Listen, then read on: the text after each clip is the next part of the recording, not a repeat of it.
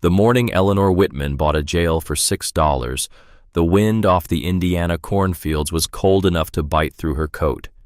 She stood at the end of a gravel road in Millbrook County, holding 6 crumpled bills in a hand that had not stopped shaking since November.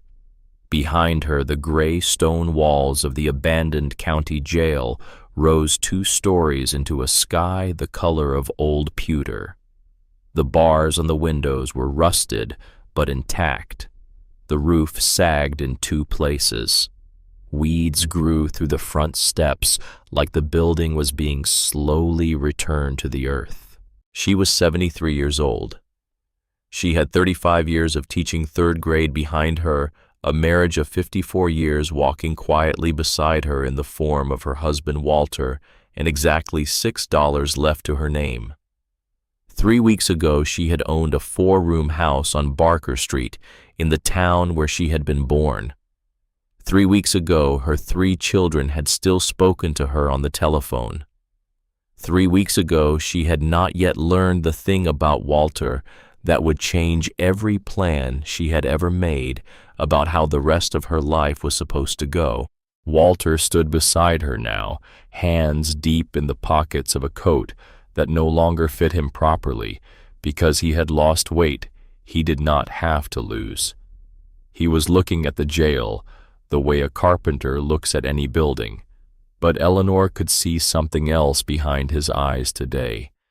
A small distance, a quiet fog, the look of a man who was trying very hard to remember what they were doing here. "Walter," she said softly, "honey, the pastor is waiting."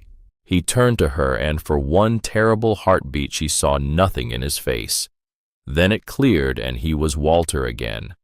Her Walter, the man who had built her a porch in 1974 and a half bath in 1981 and a new roof every 12 years, whether the old one needed it or not. $6, he said. "You sure about this, Ellie?" "No," she said. "But I'm sure about us." He nodded slow the way a man nods when he is agreeing to a thing he does not entirely understand. He had always trusted her. 42 years of carpentry had taught him to measure twice and cut once, and somewhere along the way he had decided that Eleanor was the measure he trusted most.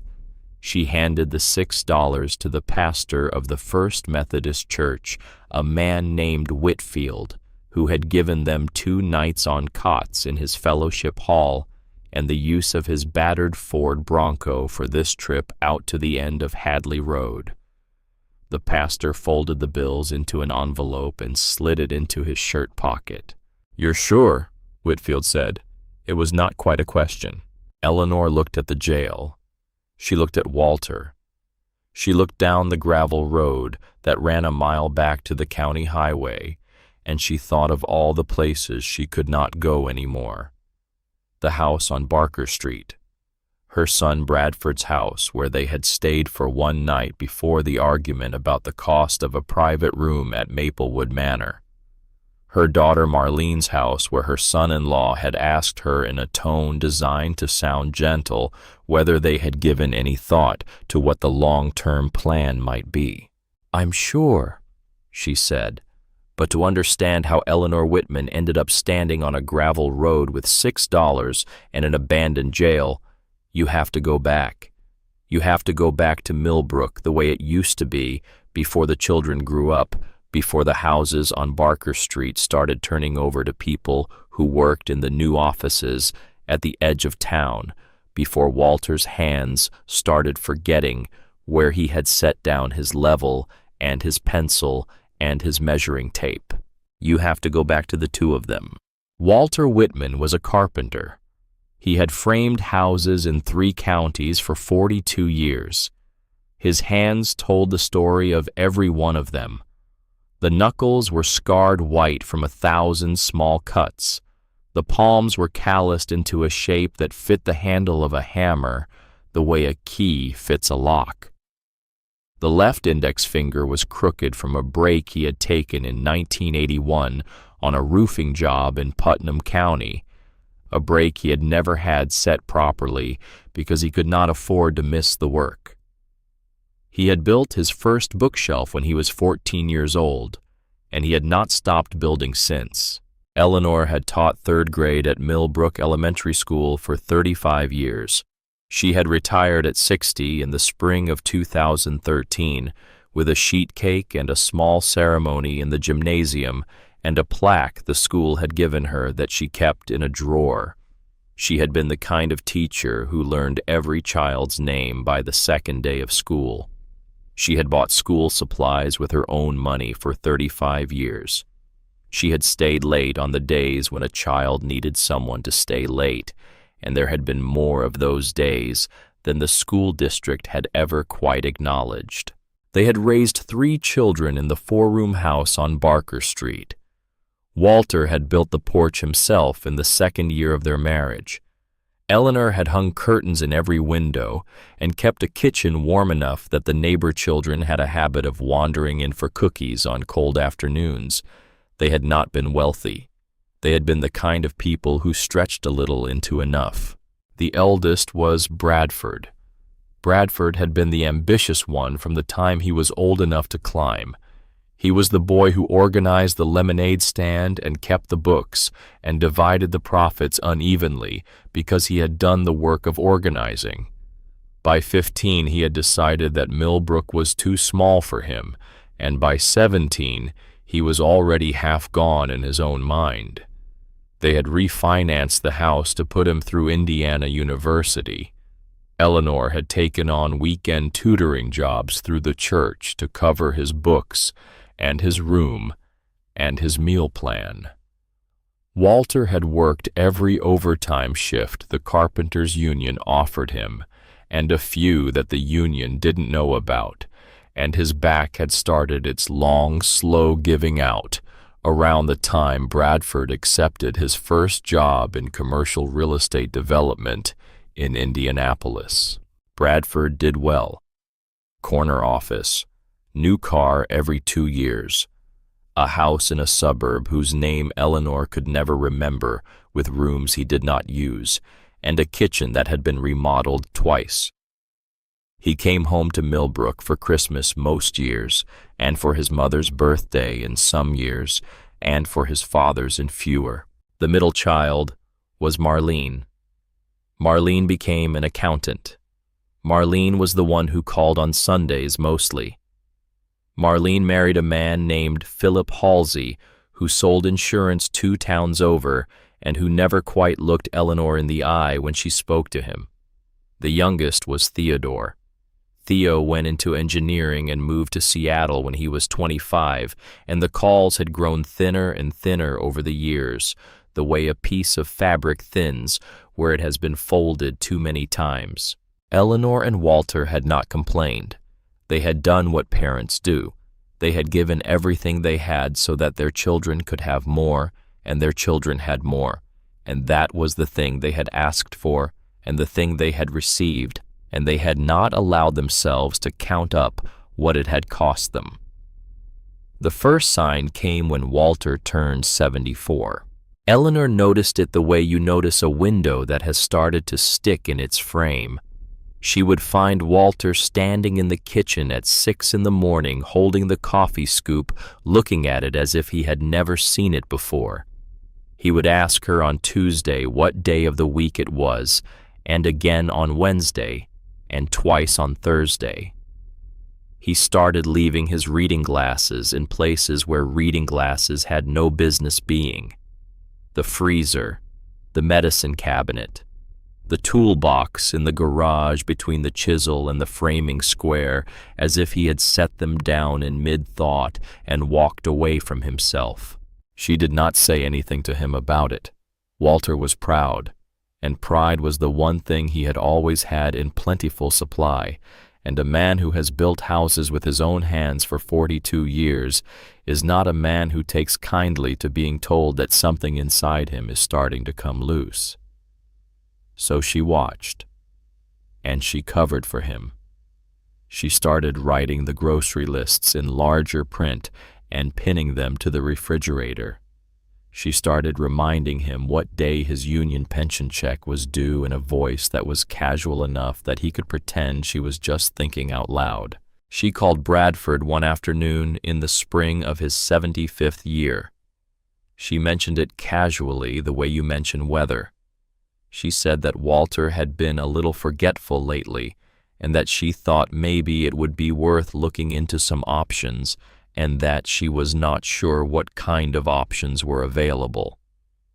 She used the word options 3 times in a single conversation because she could not quite bring herself to use any of the words that were closer to the truth.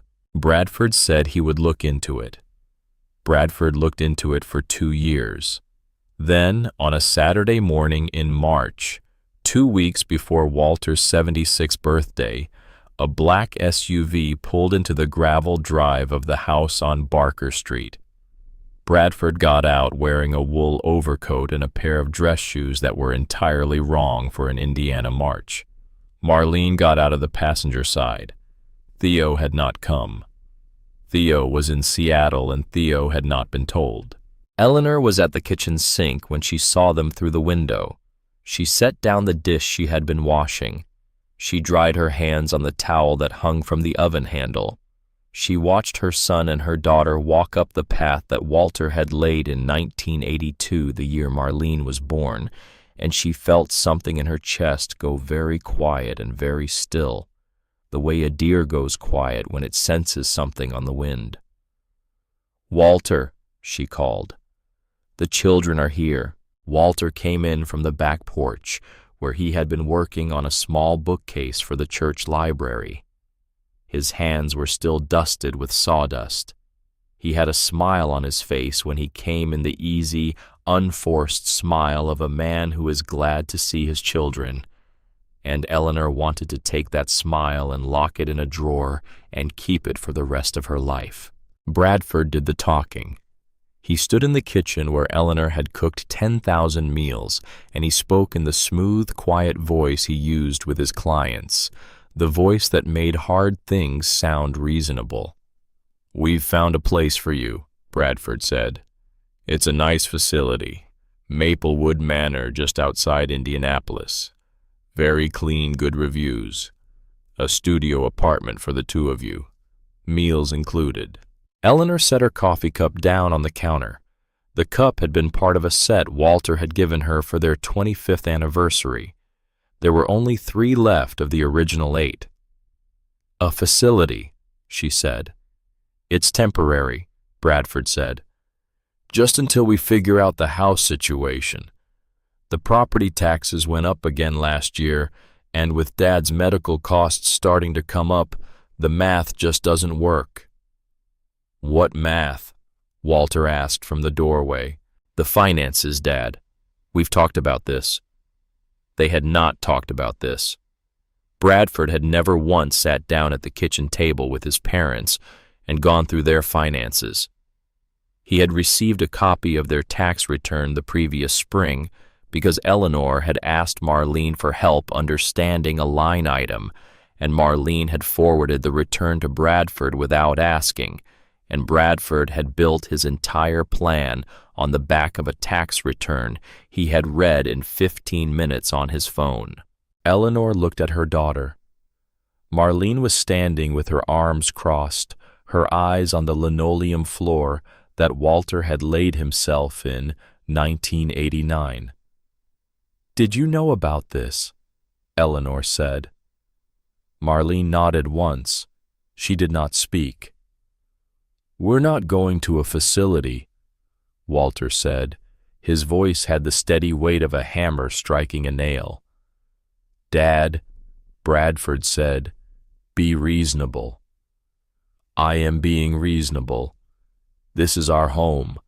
I built half of it with my own hands." Bradford rubbed the bridge of his nose.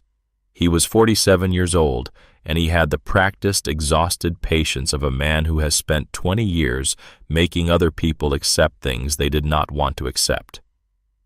"It's a temporary arrangement," he said. "A few weeks, maybe a month, just until we sort out the house and the taxes and the long-term plan. Eleanor watched her son's face the way she had watched the faces of third graders for 35 years. She knew the geometry of a child telling a half-truth, the eyes that drift just slightly to the side, the smile that arrives a half-second too late, the voice that gets a little smoother where it ought to be rougher. Bradford was lying. Bradford was clearing a problem off his desk. But Walter believed him. Walter, who had never broken a promise in his life, could not imagine that a son of his would break one. So Walter packed 2 suitcases. That was what 42 years of carpentry and 35 years of teaching and 54 years of marriage came down to in the end. 2 suitcases and whatever they could fit inside. Eleanor packed clothes. She packed Walter's reading glasses, 3 pairs, because she knew he would lose 2 of them. She packed her Bible. She packed the wedding photograph from 1972 Walter in a borrowed suit herself in her mother's dress, the 2 of them grinning like they had already won. She packed the small wooden box where Walter kept the receipts from his first job, framed and hung above the workbench in the garage for 40 years, a reminder of where he had started. And then, in a moment that she would think about for the rest of her life, she went into the bathroom alone and opened the medicine cabinet, and she took down the bottles that belonged to Walter, and her hand stopped on the second bottle from the left. It was new. She had not seen it before. The label was made out to Walter Edward Whitman. The dosage was printed in small black type.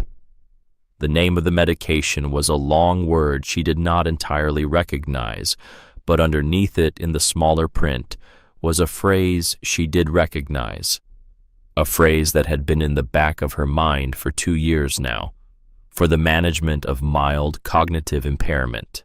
Eleanor stood in the bathroom of the house on Barker Street with the bottle in her hand and her own face in the mirror, and she understood all at once several things she had been refusing to understand. Walter knew. Walter had known for at least 6 months by the date on the prescription. Walter had been seeing a doctor she did not know about, and getting medication she did not know about, and he had been hiding it from her because he had not wanted to put a name on the thing that was happening to him, the dishonor of it, the lonely pride of it. 42 years of building things that would hold, and now the only thing left to build was a wall between himself and the wife he loved, so that she would not have to see the foundation cracking underneath him. Eleanor put the bottle back in the cabinet. She closed the cabinet door. She looked at herself in the mirror for a long time. The woman in the mirror was 73 years old. The woman in the mirror had taught 3rd grade for 35 years and raised 3 children and stood beside Walter through every joy and every reversal of 54 years, and the woman in the mirror was about to have to become something she had not yet been. She took the bottle. She slipped it into the pocket of her coat. She did not say a word. Bradford drove them to a motel off the interstate, the Pine View Motor Lodge with a neon sign missing 2 letters and a parking lot full of potholes. He carried their suitcases to the curb. He told them he would call within the week. He did not call within the week. Eleanor watched him drive away in the black SUV. Marlene did not look back through the rear window. The taillights crested a small rise in the road, and then they were gone, and Walter put a hand on Eleanor's elbow, and the wind off the highway was cold, and she had a bottle of medication in her coat pocket that her husband did not know she knew about. The room at the Pine View smelled like carpet cleaner and old cigarette smoke. The heater rattled but worked. The television had 3 channels and only one of them came in clearly. Walter sat on the edge of the bed and stared at his hands, and Eleanor sat down next to him and took those hands in hers and held them. Bradford said a few weeks, Walter said. I know. He'll call. I know. She did not believe it, but she did not say so. There is no point in arguing with hope when hope is the only thing your husband is holding on to. The first 3 days at the Pine View were the days of pretending. Walter pretended that this was a temporary thing. Eleanor pretended that she had not seen the bottle in the medicine cabinet. They walked across the parking lot to the gas station and bought bread and peanut butter, and Walter joked that it was like camping, and Eleanor laughed at the joke because what else was she going to do? On the 4th day, Eleanor tried Bradford on the prepaid phone she had bought at the gas station. She got his voicemail. She tried him again on the 5th day. Voicemail. She tried Marlene on the 6th day. Marlene picked up and there was a long silence, and Marlene said she was at work and would call back, and she did not call back. Eleanor tried Theo. The number had been disconnected. She did not know when. She did not know why. By the 8th day, she had counted their money on the back of a gas station receipt. They had $192.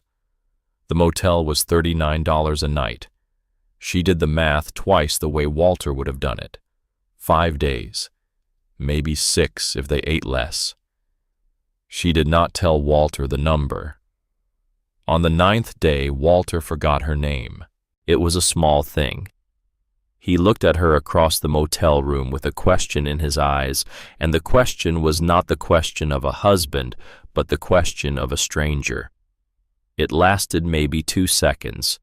Then he was Walter again, and he was asking her if she wanted him to walk over to the gas station for coffee, and the moment passed as if it had not happened. Eleanor went into the motel bathroom and turned on the shower so he would not hear her, and she sat down on the edge of the tub, and she put her face in her hands, and she did not cry. She had not cried since the day Bradford drove them away, and she was not going to start now. She sat there for 10 minutes with the water running, and when she came out of the bathroom, Walter was sitting on the bed watching the one television channel that came in clearly, and he smiled at her, and she smiled back, and she made a decision. She was not going to wait for Bradford to call. She was not going to wait for anyone to call. She was going to walk into the county office building 2 blocks from the church where Whitfield was, and she was going to find a place that they could afford because the money was going to run out in 3 days, and she was the only one of the 2 of them who was going to be able to do this thing now. Walter did not know it yet. But Walter had at some point in the last 6 months quietly handed her the toolbox, and Eleanor was going to have to learn how to use it. The next morning she put on her coat. She took the $17 she had set aside for the bus, and she walked to the highway, and she rode the county shuttle into Millbrook, and she walked the 4 blocks from the courthouse stop to the Millbrook County Recorder's office. The office was on the 2nd floor. There was a young woman behind the records counter. She had pale hair cut very short and rimless glasses, and a small silver pin on her sweater in the shape of a bird.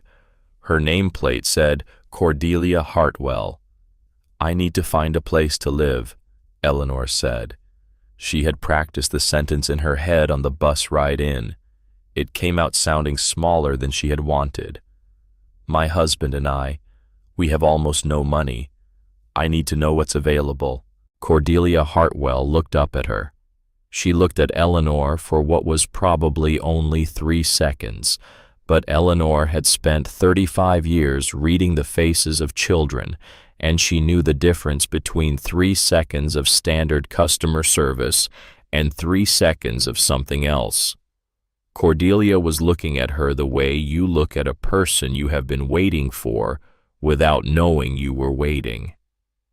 "Tell me your situation," Cordelia said. So Eleanor told her. She told her about Bradford and the SUV and the Pine View.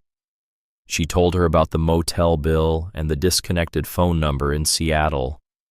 She did not tell her about the bottle in her coat pocket. There were some things that still belonged only to her and to Walter. Cordelia listened. She did not interrupt.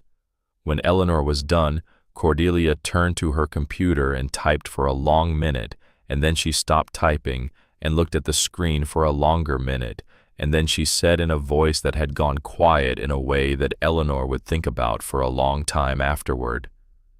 "There's a tax sale property. It's been sitting for years. Nobody wants it. $6. $6, Eleanor said. That's the minimum the county is allowed to accept.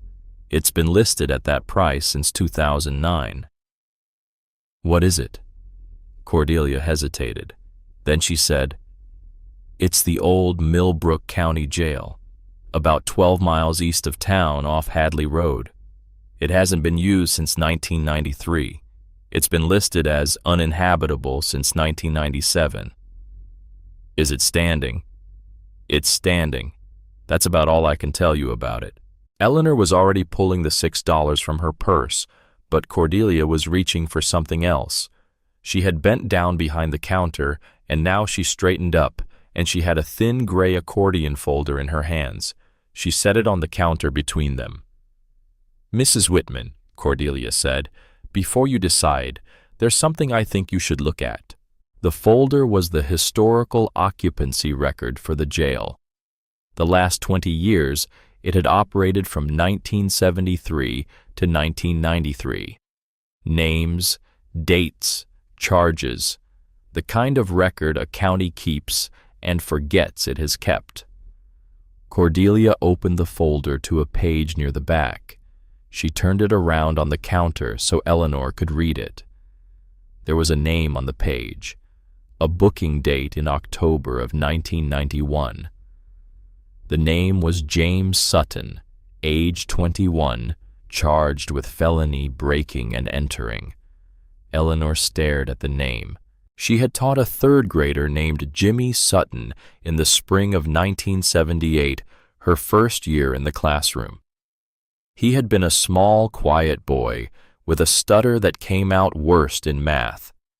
His mother had been a single mother who worked 2 shifts at the cannery in Tipton. Jimmy had not been a good student in any obvious way, but Jimmy had loved books in the slow, careful way that some children love books, and Eleanor had spent an hour after school 3 days a week for an entire year reading with him until the stutter loosened and the words came easier. She had lost track of him after 5th grade. The Sutton family had moved. She had wondered sometimes in the way a teacher wonders about a child who passes through her classroom and disappears into the rest of the world. Jimmy Sutton had been in this jail. Cordelia was watching her face. Keep reading, Cordelia said gently. There was a notation at the bottom of Jimmy's intake page. A note in different handwriting dated 3 weeks after his booking in pencil that had faded to almost nothing. Inmate requested mailing address for E. Whitman, Millbrook Elementary. Letter not sent. Held in personal effects upon transfer. Cordelia slid a small yellowed envelope across the counter. The envelope was sealed.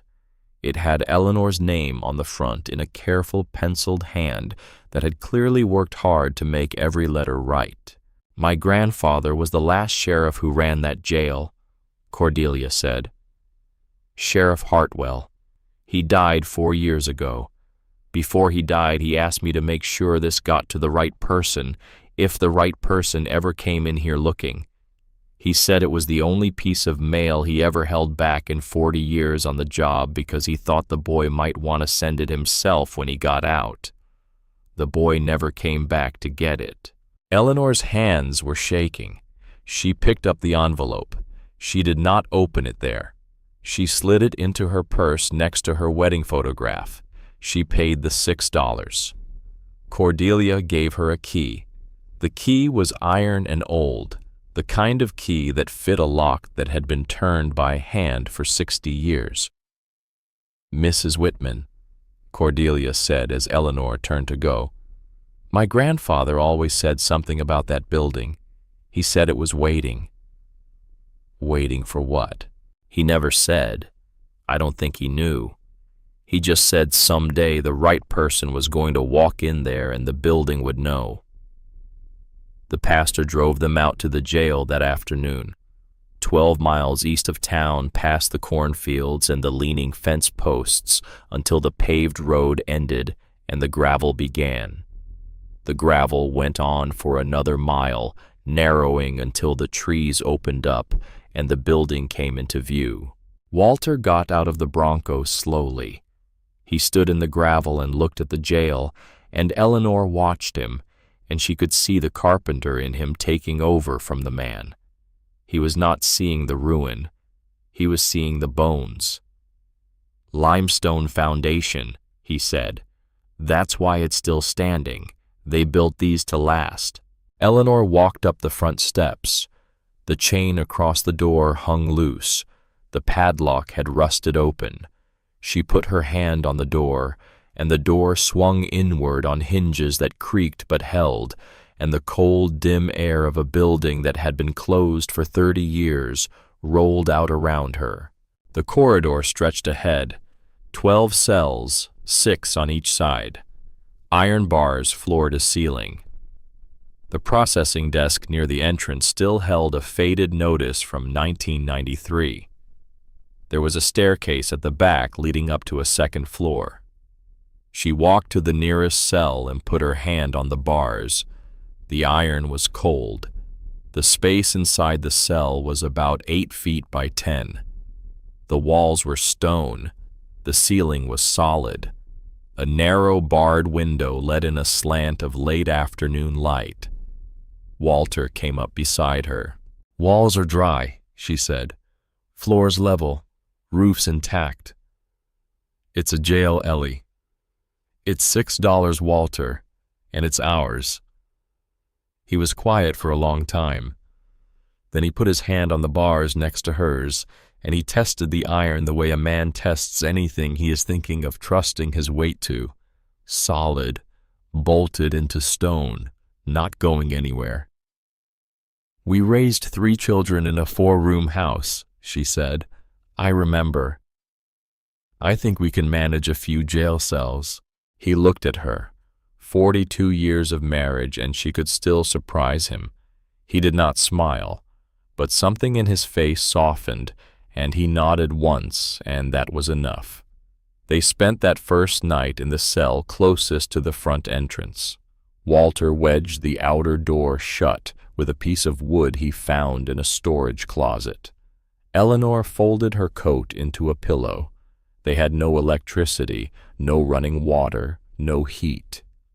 The November air came through the broken windows and settled into everything. Walter fell asleep first. He fell asleep faster than he had been falling asleep in months, which surprised her because she had thought a concrete floor would be the end of him. But Walter had spent a lifetime working until his body could not hold a tool anymore, and the body knew how to take rest where it could find it.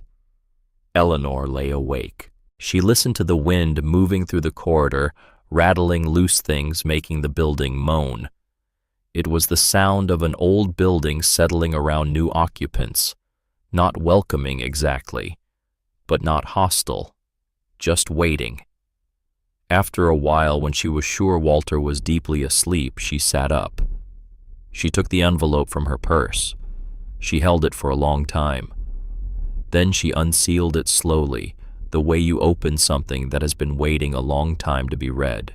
The letter was 3 pages long, written in a careful penciled hand on lined paper.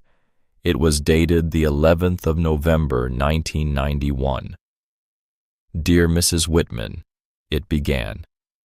"You probably do not remember me. My name is Jimmy Sutton, and I was in your 3rd grade class in 1978. Eleanor read the letter twice. The first time she read it, her hand was steady. The second time, it was not. Jimmy had written to her from this cell. He had written to her because he had needed someone to know that he had not turned out the way he should have, and he had not been able to think of anyone to tell, and at the bottom of all the wrong turns and the bad company and the broken windows of his life, the only person he could think of who had ever looked him in the eye and told him he was capable of more was a woman who had read books with him after school for 1 year when he was 8 years old. The last paragraph was 4 sentences long. I wanted to tell you that I remember. I remember the way you said my name. You were the only one who ever said it like it was a name worth saying. If I get out of here, I am going to try to be the kind of man you thought I could be.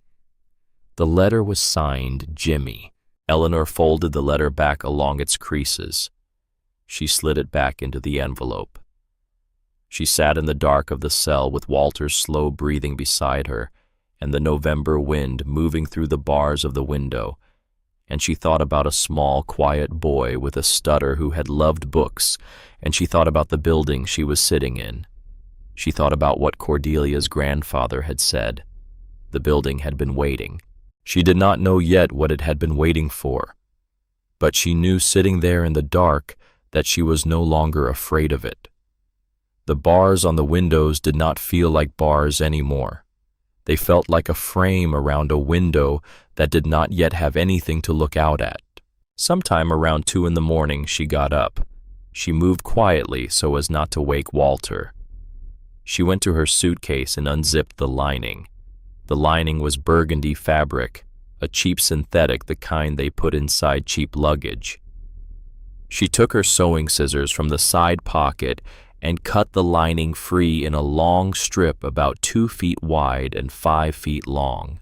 She tied one end of the fabric to the iron bar at the left side of the cell window. She stretched it taut across the window and tied the other end to the bar on the right. She stepped back. The fabric caught the moonlight and glowed faintly against the cold iron. It was not a curtain, not really, but it was the start of one.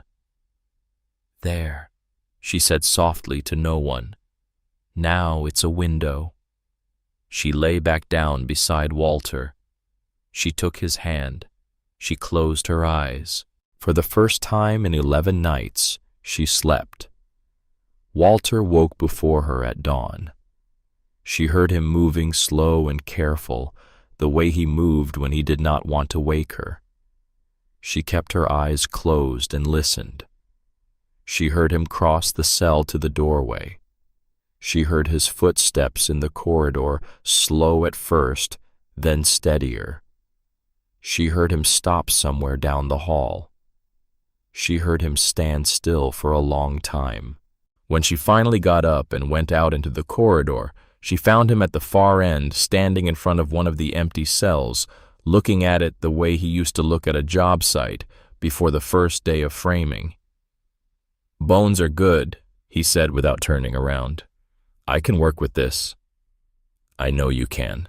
He turned. He looked at her. There was something in his face she had not seen in months, a focus, a quietness, the mind of a man who had a problem to solve and who had solved problems for a living for 42 years. The medication was in her coat pocket. The decline was still coming. She knew that. She had read enough at the library that morning 2 weeks ago while Walter had been at the doctor. He had not told her he was seeing to know what the road in front of them was going to look like. But this morning in this corridor, in this building that had been waiting for them, Walter was Walter, and Eleanor was going to take every morning of that she could get. "What do you need?" she said. "Tools," he said, "and a way to pay for them." "I'll figure it out." He looked at her for a long moment. Then he nodded once, slow. The nod of a man who had spent 54 years deciding that Eleanor was the measure he trusted most. The first stranger came on the 3rd day. His name was Hollis Bramwell. He was 75 years old. He drove an old red Chevrolet pickup with a dented tailgate, and he wore a heavy canvas coat that was old enough to have softened to the color of bread crust. He pulled into the gravel turnaround in front of the jail and got out and stood for a minute with his hand on the open door of the truck, looking at the building. Eleanor came out onto the front steps. Hollis Bramwell took off his cap. He had thick white hair and a face that had been weathered into deep lines around the eyes by 30 years of running into burning buildings. He had retired from the Millbrook Volunteer Fire Department 4 years ago. His hands were stiff in the cold. He had buried a son in the spring of 1985, and he had not been the same man afterward, and he had been waiting for 38 years for a way to lay that down. "Mrs. Whitman," he said. His voice was hoarse. "I don't know if you remember me." Eleanor looked at him. She did not. She had taught 742 children in 35 years, and she had remembered every one of their names while they were in her classroom, but she had not remembered every parent who had stood in a doorway at parent-teacher night. "My boy was Daniel," he said. "He was in your 3rd grade class, the spring of 1982. She remembered. She remembered Daniel Bramwell, a red-haired boy who had loved trains and who had drawn the same locomotive over and over on every piece of art paper she gave him. She remembered him because he had died. She remembered him because in the spring of 1985, when he was 11 years old, he had been struck by a delivery truck on the corner of Maple and 6th, 3 blocks from the elementary school, and the news had reached her at the grocery store, and she had left her cart in the aisle and driven straight to the hospital, and she had sat in the waiting room with Hollis Bramwell and his wife for 6 hours, and she had been the one who held his wife's hand when the doctor came out and said he was sorry. "I remember Daniel," she said. Hollis Bramwell put his cap back on. He looked down at the gravel. "You came to the funeral," he said. "I know you came. I didn't say much to you that day. I wasn't saying much to anybody. You don't have to. I owe you a debt, Mrs. Whitman. I have owed you a debt for 38 years. I heard at the diner last night that you and your husband bought this place for $6. He looked up at her. "I have come to pay what I owe." He stayed all morning. He looked at every cell. He looked at the wiring and the plumbing and the roof. He stood with Walter for an hour in the upstairs corridor, the two of them talking quiet and slow about the structure of a building, 2 old craftsmen sizing up a problem. Walter that morning was sharp. Walter that morning was the man he had been 5 years ago. Eleanor watched them from the bottom of the stairs, and she did not let herself cry because she had not yet earned the right to cry, and there was still too much work to do. When Hollis Bramwell drove away that afternoon, he left behind an iron toolbox with a full set of carpenter's hand tools. He left behind a coiled length of electrical wire. He left behind 2 50-pound bags of joint compound. He left behind a folded piece of paper with 3 names and 3 phone numbers on it, and a single line written in a careful, blocky hand. "These men will help. I have already called them." The town began to find them after that. It found them slowly. A farmer left a sack of potatoes on the front step. A woman from the diner drove out with a box of canned goods. The pastor brought a propane camp stove. A retired electrician named Henry came on the 4th day and spent a week running line from the utility pole at the edge of the property, which still had a live connection. Nobody had bothered to disconnect. A retired plumber named Samuel came on the 5th day and got cold water running to 1 bathroom by the 8th. Walter, on his good days, worked alongside them. On his harder days, he sat in the corridor and watched, and sometimes he gave directions that did not quite make sense, and Henry and Samuel never corrected him. They just said, "Yes, Walt," and they kept working, and they finished the day's work the way Walter would have finished it. Eleanor cooked over the camp stove and washed clothes in the well water Hollis had taught her to draw, and she watched her husband forget slowly, in small pieces, the names of the tools he had used for 42 years. She did not tell anyone about the medication. She did not tell anyone about the letter from Jimmy Sutton. She did not tell anyone about the way Walter had stood in the kitchen of the motel on the 9th day and looked at her like a stranger. She just kept the schedule. She kept the meals. She kept the home the way she had kept her classroom, the way she had kept everything for 35 years.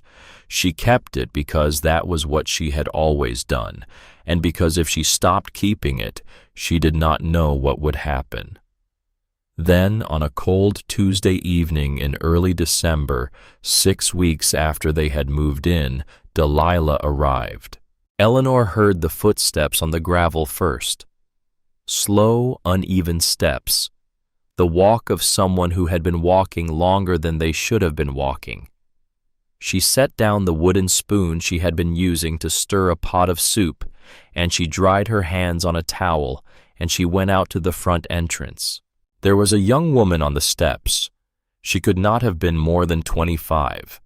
She was very thin except for the curve of her belly under a coat that was too light for the weather 6 months along by Eleanor's quick, experienced count. Her dark hair was pulled back in a ponytail that had come loose. She had a backpack over one shoulder. Her right hand was resting on her stomach in a way that was half protective and half tired, the way a woman's hand rests on a pregnancy that is not as joyful as it ought to be. But it was not the pregnancy that Eleanor saw first. It was the bruise. The bruise was along the young woman's jawline. It was fading from purple to yellow. A week old, maybe more. The kind of bruise that comes from a hand, not from a fall. Eleanor had taught 3rd grade for 35 years. She had seen this bruise on the faces of mothers at parent-teacher night more times than she would ever have wanted to count. "My car died," the young woman said. "About a mile back on the road. I saw the light and I didn't know where else to go." Her voice was steady. Her eyes were not. Eleanor opened the door wider.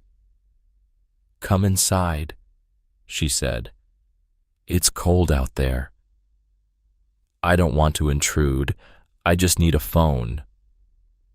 "I have soup," Eleanor said. "Come in." The young woman hesitated. She looked past Eleanor down the corridor at the stone walls and the converted cells and the warm light coming from the kitchen. "Is this a jail? It used to be. What is it now?" Eleanor thought about that. She thought about it for longer than the answer required. "It's a home," she said. "Come sit down." Her name was Delilah. She did not give a last name, and Eleanor did not ask. She sat at the kitchen table that Walter had built from salvaged lumber, and she ate 2 bowls of soup and 3 pieces of bread, and she answered the questions Eleanor asked her with short, careful sentences. She was 25. She was 6 months pregnant. She was not going home.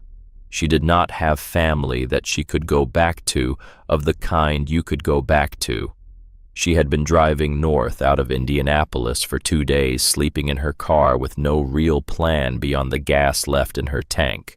Walter came in from the 2nd floor, where he had been working with Henry. He looked at Delilah, and he looked at Eleanor, and he went and got another bowl from the shelf and set it in front of Delilah without saying anything, and Eleanor loved her husband. Then, in a way she had not loved him in months. Delilah ate the 3rd bowl slowly. Then she set down her spoon. "Why are you being kind to me?" she said. "You don't know me." Eleanor reached across the table and put her hand over Delilah's. "Because somebody should," she said.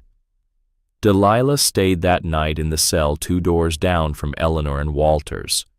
She was still there the next morning and the morning after that. By the end of the first week, Walter, on a good day, had built her a low bed frame with a step at the side for her to climb in and out of without straining her belly. Eleanor had hung a piece of fabric across her window that matched the one across her own. It was on the 4th night very late that Delilah told her. Eleanor was in the kitchen washing the last of the dinner dishes. The building was quiet. Walter was asleep. Hollis had gone home hours ago. Delilah came into the kitchen in her socks. She had been crying. She did not try to hide it. "Eleanor," she said, "I have to tell you something." Eleanor set down the dish towel. "My husband's name is Garrett," Delilah said. "He's a developer, commercial real estate. He works out of an office in downtown Indianapolis." She paused. Her hand moved to her belly. "He's not a good man. I think you have probably guessed that part." Eleanor nodded slow. "There's something else," Delilah said. "I don't know if it matters.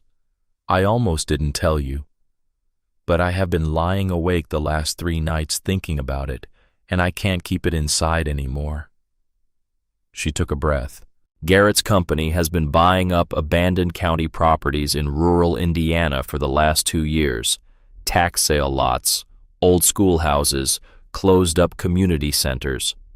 He buys them cheap and sits on them and waits for the county to expand. He has a partner. They go in on the deals together." Eleanor's hands had gone very cold. "The partner's name is Bradford Whitman." Eleanor sat down at the kitchen table.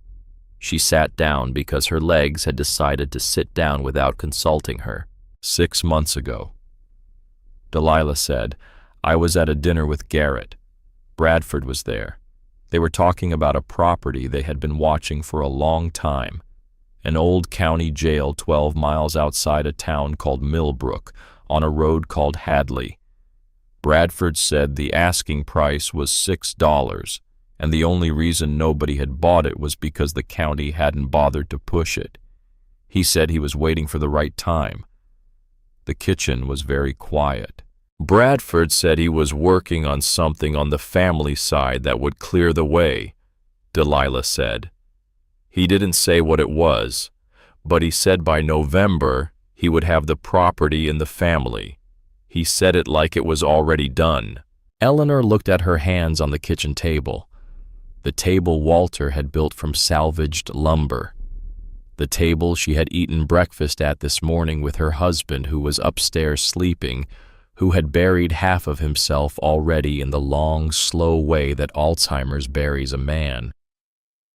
She understood then several things at once. Bradford had not abandoned them by accident. Bradford had not been overwhelmed by the math. Bradford had known about the jail before Eleanor had ever heard of it. Bradford had calculated with the cold, patient smoothness he used on all his deals that the surest way to get his parents out of the way of his plans was to put them in a place from which they would not return, and to wait, and that what came next would take care of itself. He had not counted on Eleanor. He had counted on Walter, the man who trusted him, the man whose mind was already starting to slip. He had not counted on the fact that Walter, somewhere in the last 6 months, had quietly handed Eleanor the toolbox. Eleanor sat at the kitchen table, and she did not say anything for a long time. Delilah waited. Outside, the December wind moved through the bars on the windows, and the long burgundy curtain Eleanor had cut from her suitcase stirred gently in the draft. "Thank you for telling me," Eleanor said finally. Her voice was steady. She was surprised to hear how steady it was.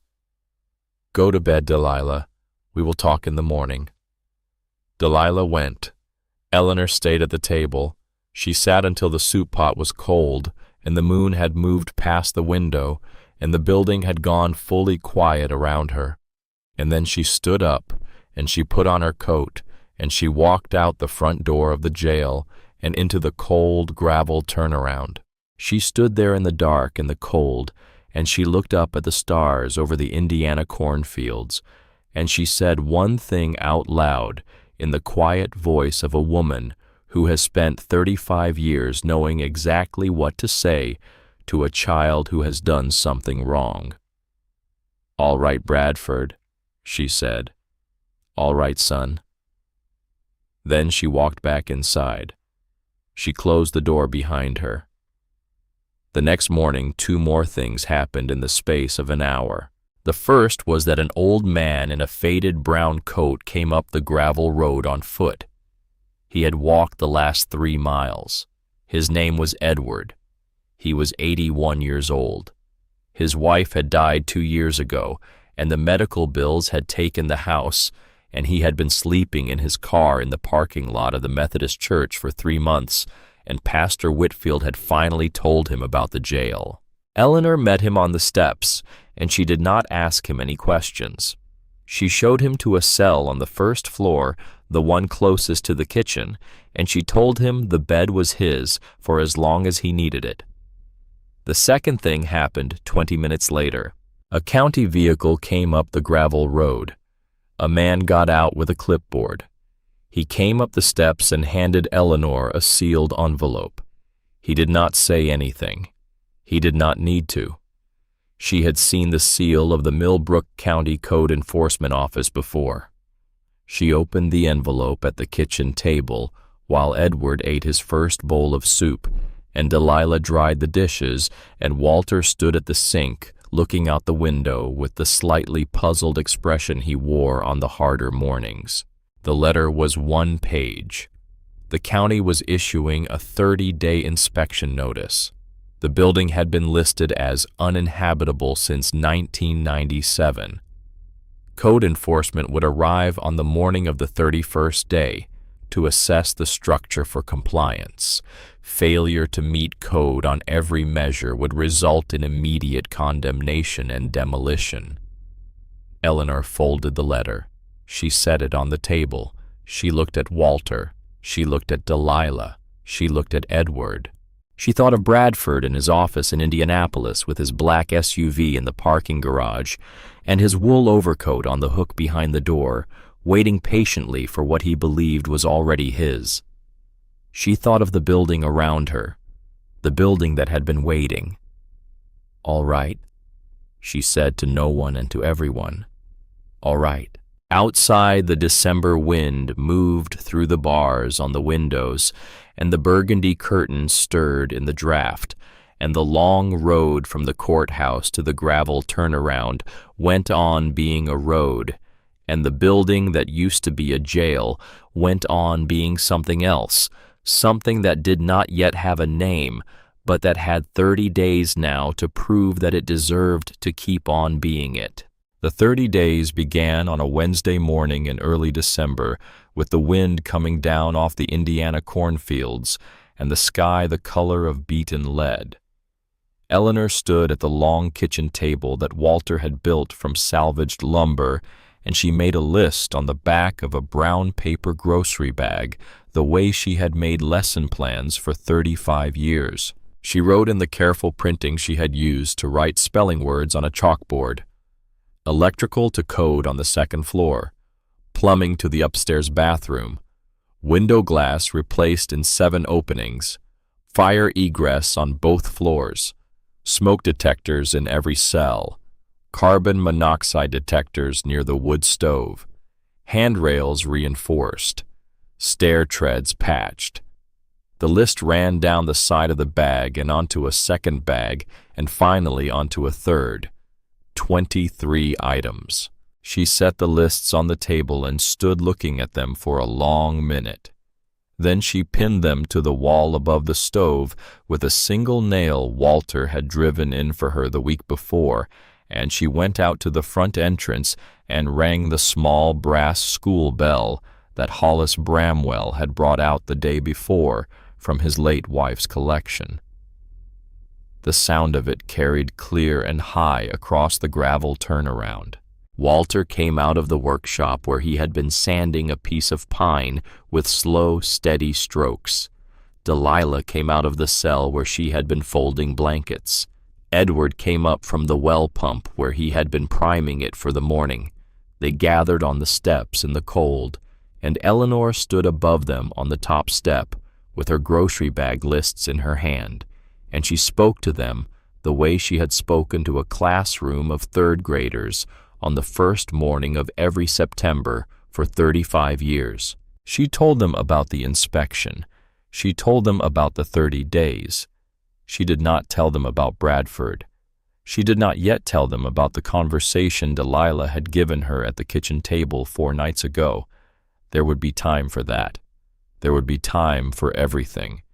But this morning, what was needed was a schedule and a job for every pair of hands, and Eleanor Whitman knew, with the quiet certainty of a woman who had run a classroom of 25 8-year-olds for 35 Septembers, how to give a job to every pair of hands.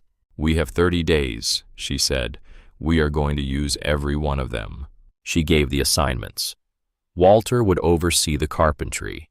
He would not be alone.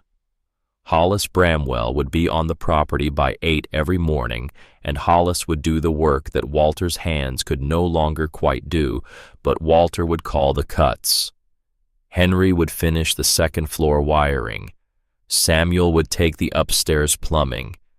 Delilah would handle the inside work, the cleaning and the painting and the curtains, and Edward would manage the supplies in the kitchen and the meals. She did not say what she would do herself. They would find out. They went back inside.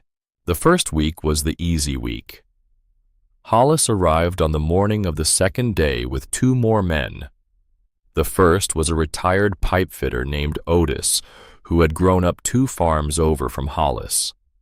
The second was a man named Roland, 68 years old, a Finnish carpenter who had worked alongside Walter on a half-dozen jobs in the 80s and 90s, and who had heard about the jail at the diner the previous Saturday. Roland came up the gravel road in a battered Ford F250 with a full set of finish tools in the bed and a thermos of coffee on the dashboard, and he walked up to Walter on the front steps and shook his hand and said only one thing. "Walt." "I heard." Walter looked at him for a long moment. Eleanor watched her husband's face, the slow, careful work of recognition that was harder for him now than it used to be. Then Walter's face cleared, and he smiled, the old easy smile, and he said, "Roland, you old bastard." Roland laughed. It was the laugh of a man who had been afraid of what he might find when he came up the gravel road, and who had found the friend he remembered after all. That evening at the kitchen table, when the men had gone home and Walter had gone to bed early because he was tired from the day Eleanor sat with Delilah and Edward, and she told them about Bradford. She told them about the dinner Delilah had described. She told them about the property being on Bradford's list before any of them had ever heard of it. She told them what she had understood sitting at this same table 4 nights ago about why Bradford had driven them to the Pineview Motor Lodge. Edward listened. His hands were folded around a cup of tea. When she was done, he looked up at her, and his old eyes were clear and steady. "Mrs. Whitman," he said, "what is your son's full name?" "Bradford Edgar Whitman." Edward nodded. "I am 81 years old. I have lived in Millbrook County my entire life. I worked for Tipton Savings and Loan for 42 years before they closed the branch and I retired. I knew everybody in this county who ever borrowed $1 between 1962 and 2004. He paused. I do not know your son, but I know how men like him work. They work in patience. They work in distance. The distance is the most important part. They do not want to be in the room when the thing they have set in motion happens. They want to be in another city, in another county, on another phone call when the building falls down. He set his teacup down. You are going to have to make him be in the room, Mrs. Whitman. Eleanor looked at him. She looked at this old man who had walked 3 miles up a gravel road 4 days ago with everything he owned in a single duffel bag, and she understood that Edward had not come to the jail by accident any more than Hollis had, any more than Delilah had, any more than she and Walter had themselves. The building had been waiting. The building had been waiting for all of them. Finn arrived on the morning of the 8th day. He was 17 years old, and he came up the gravel road on foot, with a duffel bag over one shoulder and a hooded sweatshirt that was not warm enough for the December morning. He stopped at the end of the gravel and stood looking at the building for nearly an hour before he came up the steps. Delilah saw him first. She came and got Eleanor. Eleanor went out onto the steps. The boy was thin, with dark hair cut short, and a face that had been recently cleaned of something, the way a face gets cleaned when a person has decided they do not want anyone to know what it has been through. "Are you Mrs. Whitman?" he said. "I am." "They said at the diner that you take people in." "We have rooms," she said, "if you need one." "I don't have any money." "Nobody here does." He looked at her for a long moment. The wind moved his hair. He had the look in his eyes that Eleanor had seen over 35 years, in the eyes of children who had walked into her classroom on the first day of school carrying something they had not yet figured out how to put down. "My father told me to leave," Finn said, 3 weeks ago. He said I was not the son he raised. He said I was not welcome in his house. He did not say what he had told his father. He did not have to. Eleanor had read the faces of children for 35 years, and she had read the faces of fathers for nearly as long, and she did not need a paragraph to fill in what the boy was not saying. "What is your name?" "Finn. Finn Adelard." "Come inside, Finn. There is soup." She showed him to a cell on the 2nd floor, the one nearest the new fire escape Walter and Hollis had begun to weld in place the week before. He set his duffel on the bed. He stood looking at the stone walls and the barred window and the small wooden shelf Walter had nailed to the wall. "This was a jail cell," he said. "It was. It feels safer than where I have been sleeping." "That is the idea," Eleanor said. She left him to settle in. She went back down the stairs slowly because the stairs were getting harder for her in the cold, and she went to the kitchen and set a 4th place at the table for supper. Walter was in the kitchen when she came in. He was standing at the counter with a coffee cup in his hand, looking at the cup as if he was not entirely certain how it had gotten there.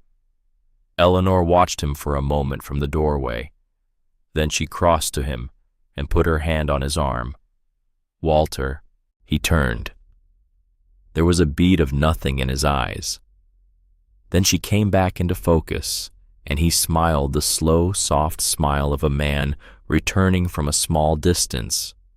And he said, "Ellie, I was just... I know.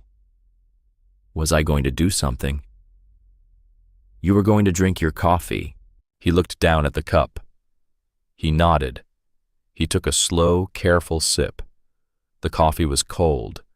He drank it anyway because Walter had spent 42 years finishing what he had started, and the body remembered even when the mind grew quiet.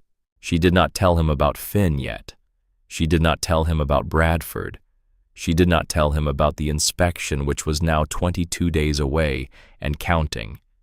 She had been keeping more and more of the building from him in small, careful pieces, the way you keep a hard winter from a child by pulling the curtains shut at 4 in the afternoon. She did not enjoy it, but she had become good at it the way she had become good at the toolbox. There were things she had not asked to learn, but she had learned them because no one else was going to. That night she labeled the kitchen. She did it after Walter had gone to bed.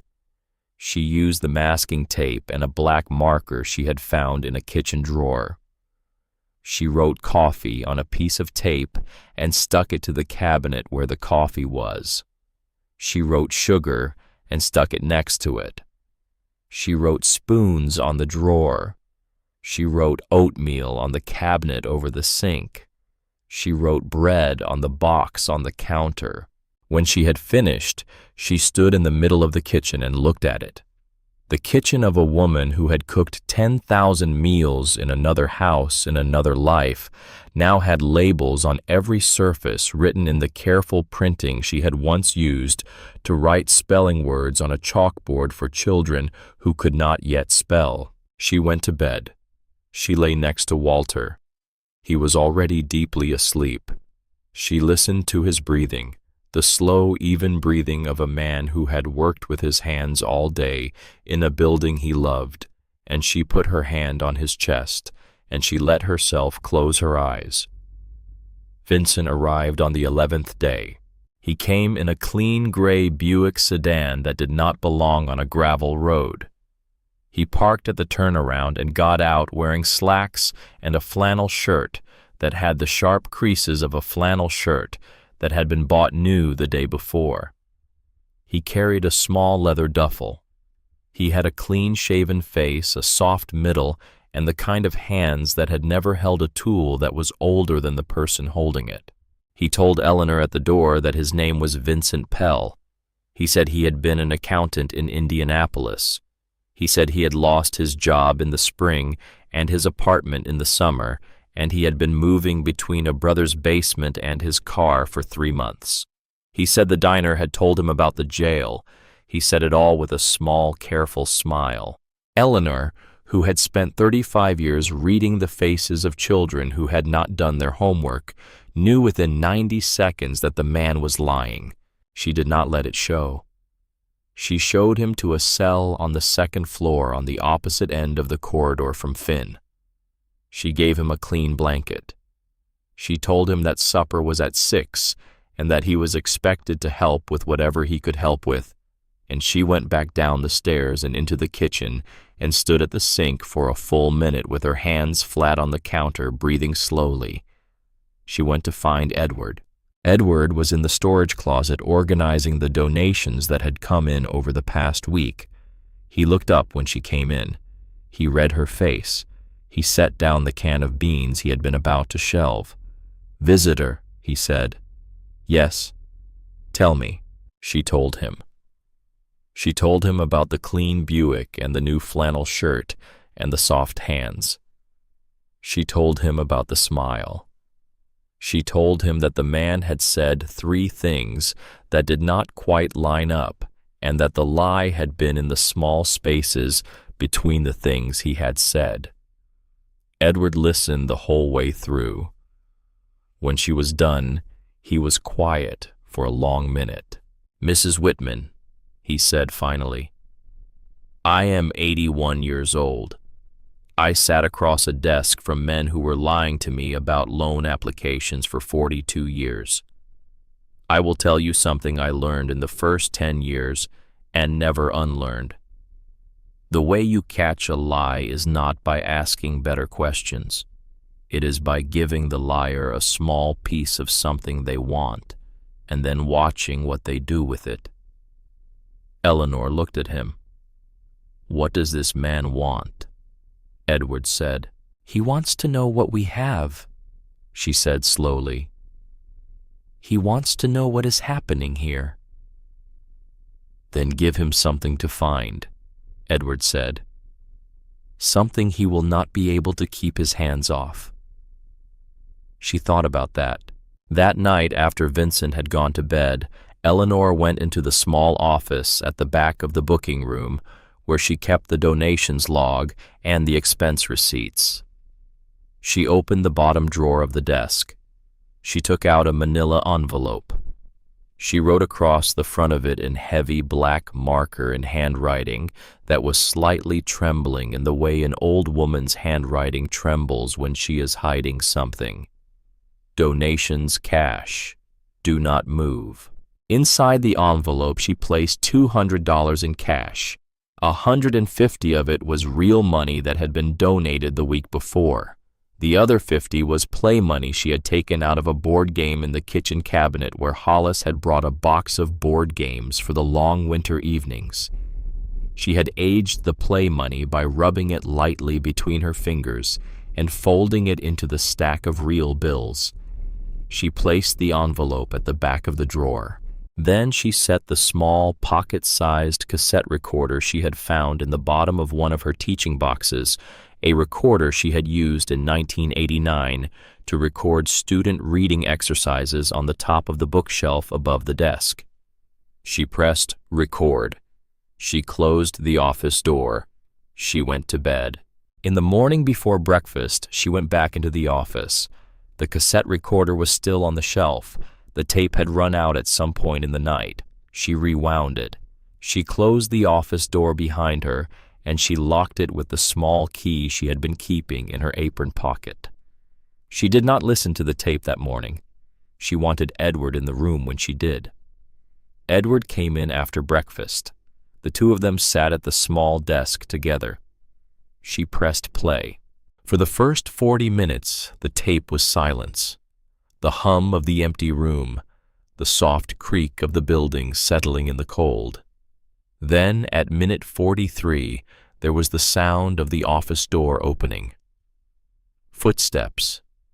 The slow, careful footsteps of a man who was trying very hard not to be heard. The squeak of a desk drawer being slid open. The rustle of paper. The unmistakable small thumb flick of a man counting cash. Then Vincent Pell's voice, low and tight on a phone. Bradford. It's me. I'm in. There's about 200 in petty cash on the desk. I'm taking enough that they will notice. She's 73 years old. She'll think she miscounted. I just need a few more days.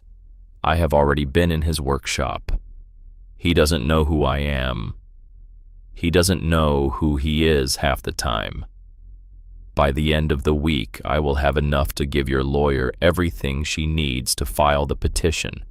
She is not running anything. He is the one with the legal interest in the property, and his mind is gone. We get him declared incompetent and the property reverts. That's all it takes. A pause. The sound of money being slid into a coat pocket. I will call you Friday. Click. Footsteps. The office door closing. Edward and Eleanor sat in the office in the silence after the tape ran out. Eleanor felt her hands shaking on the edge of the desk. But it was not the shaking of fear. It was the cold, steady shaking of a woman who has just been handed exactly the thing she came looking for. All right, Eleanor said. Her voice was very quiet. Edward reached over and put his old hand on top of hers. Mrs. Whitman, he said, I think it is time you told the rest of them. That evening at supper, with all of them, at the long table that Walter had built, Walter at the head, Eleanor at the foot, Delilah and Edward and Finn and Hollis Bramwell on one side, Henry and Samuel and Roland on the other, with Vincent in his usual chair next to Henry, eating his meatloaf with the small, careful smile he wore at every meal. Eleanor stood up. She set the cassette recorder on the table. She pressed play. For 3 minutes, nobody at the table moved. Vincent's fork stopped halfway to his mouth. The color went out of his face in 3 stages, the way color goes out of a face when a man understands in real time that the room has just turned underneath him. When the tape ran out, Eleanor reached across the table and took the envelope from Vincent's coat pocket, which was hanging on the back of his chair. She opened it. She counted the bills inside. There were $140 in real money and $40 in play money from the board game. She set the play money on the table in front of him. That part is from a board game, Mr. Pell. You took it because you do not know what real money looks like when you are not the one earning it. Vincent did not say anything. He could not. His mouth had gone slack the way the mouth of a man goes slack when he understands he has been outplayed by someone he had badly underestimated. "You are going to leave," Eleanor said. Her voice was even. It was the voice she had used on a third grader who had stolen a classmate's lunch. "You are going to walk out the front door, and you are going to drive your Buick down the gravel road, and you are not going to come back.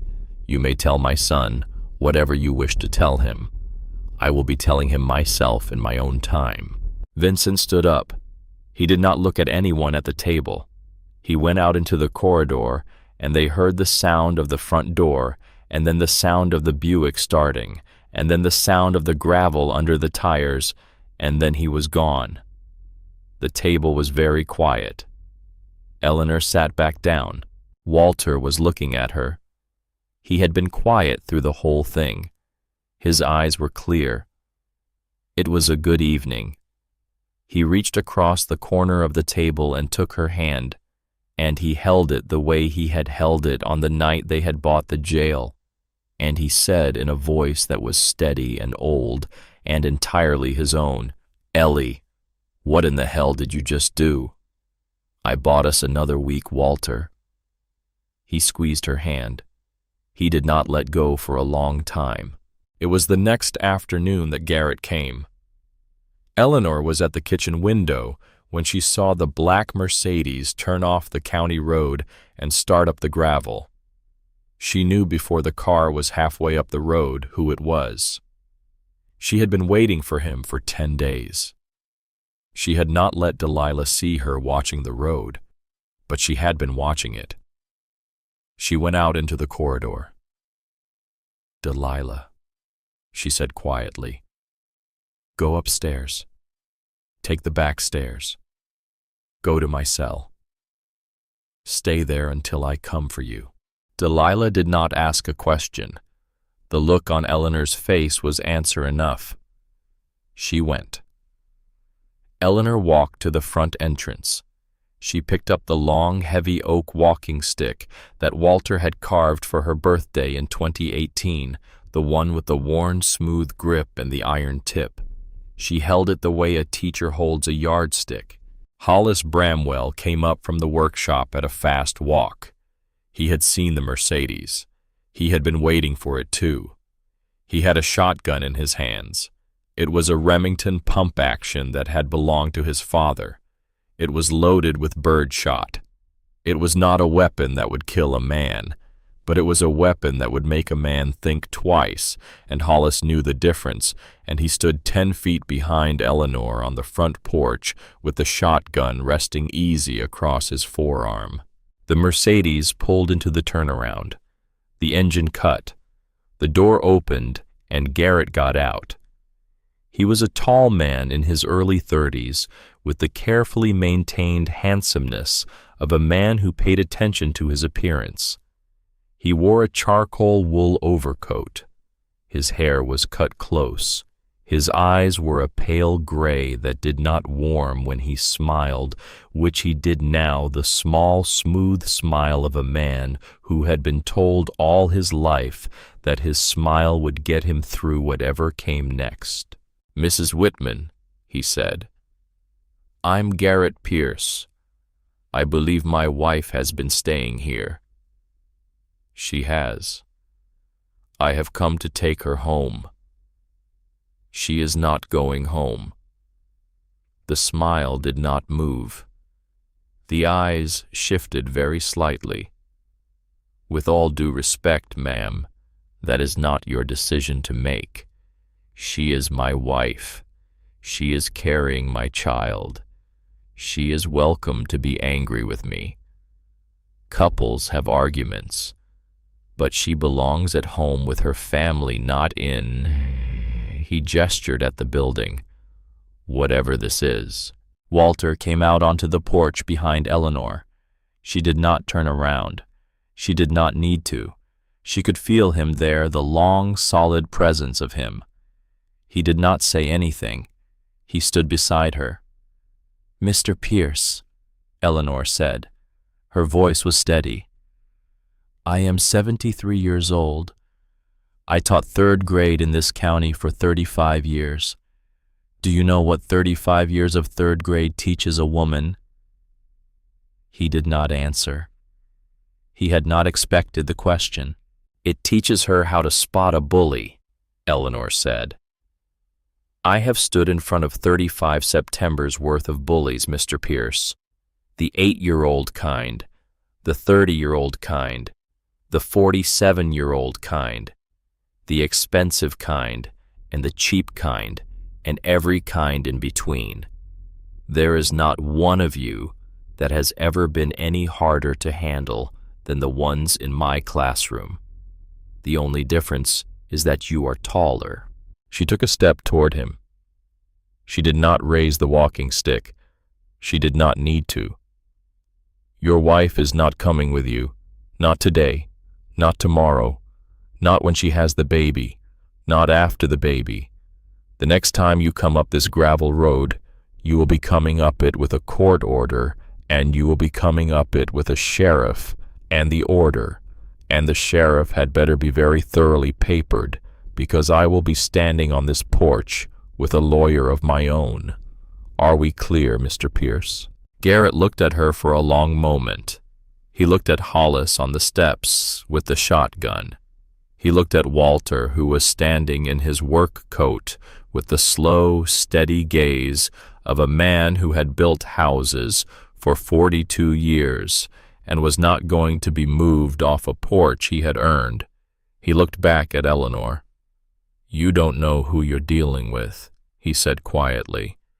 "I know exactly who I am dealing with, Mr. Pierce. You are dealing with me." He got back in the Mercedes. He did not slam the door. He drove down the gravel road slowly, in the calm, controlled way of a man who wanted very badly to be seen as a man who did not need to slam doors. The dust rose behind him and settled, and the black car was gone. Eleanor went into the building. Walter followed her. Hollis lowered the shotgun. He did not say anything for a long moment. Then he said very softly, "Mrs. Whitman, that was the most terrifying thing I have ever seen in my life." "Thank you, Hollis. You were not even raising your voice." "No, I was not." He nodded. He looked down the gravel road where the Mercedes had gone. "He will be back," Hollis said. "Yes," Eleanor said, "but he will not be back today." That night, Walter went missing. It was some time after midnight. Eleanor had been sleeping deeply for the first time in a week. She woke because the cold was wrong. She reached across the bed and Walter was not there, and the blankets on his side were turned back, and his coat was not on the hook by the door. She got up. She put on her shoes and her coat. She woke Hollis, who had taken to sleeping in one of the empty cells on bad nights in case he was needed. She woke Edward. They searched the building first, the corridor, the kitchen, the workshop, the exercise yard. Walter was not in any of them. "Truck is still here," Hollis said. "He went on foot." They split up. Hollis took the gravel road. Edward took the path through the back field. Eleanor took the old footpath that ran behind the building toward the small Methodist cemetery, half a mile across the field, where Walter's parents were buried, and where Walter's older brother, who had died of pneumonia in 1952 at the age of 16, was buried. She found him there. He was sitting on the low stone wall at the edge of the cemetery in the dark, in the cold, in his coat that he had buttoned wrong. He did not look up when she approached. He was looking at the small line of 3 headstones, half visible in the moonlight. Eleanor sat down on the wall next to him. She did not say anything for a long time. She let the cold settle around them. She let him be. Finally, Walter spoke. His voice was thick. He had been crying the slow, private way a man of his generation cried, where he did not let his shoulders move. I could not remember how to get back Ellie. I know. I came out here because I wanted to see them, my folks. I knew the way out. I have known the way out my whole life. But standing here now, I cannot remember which way the road is. I am here. I will take you back. He did not move. Ellie. Walter. I am not the man you married. You are exactly the man I married. I cannot do the work anymore. Hollis is doing the work. I am calling cuts that he knows already. I have been calling them wrong for 2 days, and you have been telling Hollis to do them right after I leave the room. Yes. Yes. He turned to look at her in the moonlight. His face was very old. She had not seen it that old before. Why are you doing this, Ellie? Why are you not? Why have you not? He could not finish the sentence. He did not have to. Why have I not put you somewhere? She said. He nodded. Walter Whitman, she said. Listen to me. Are you listening? Yes. In the spring of 1978, when I was 25 years old and pregnant with Bradford, you came home from a job site one Friday evening with 3 2x6 boards and a sack of nails and a kerosene lantern, and you started building me a porch. You worked on that porch every Saturday for 11 weekends. You did it because I had said one time in passing in March that I missed my mother's porch in Lafayette. I remember.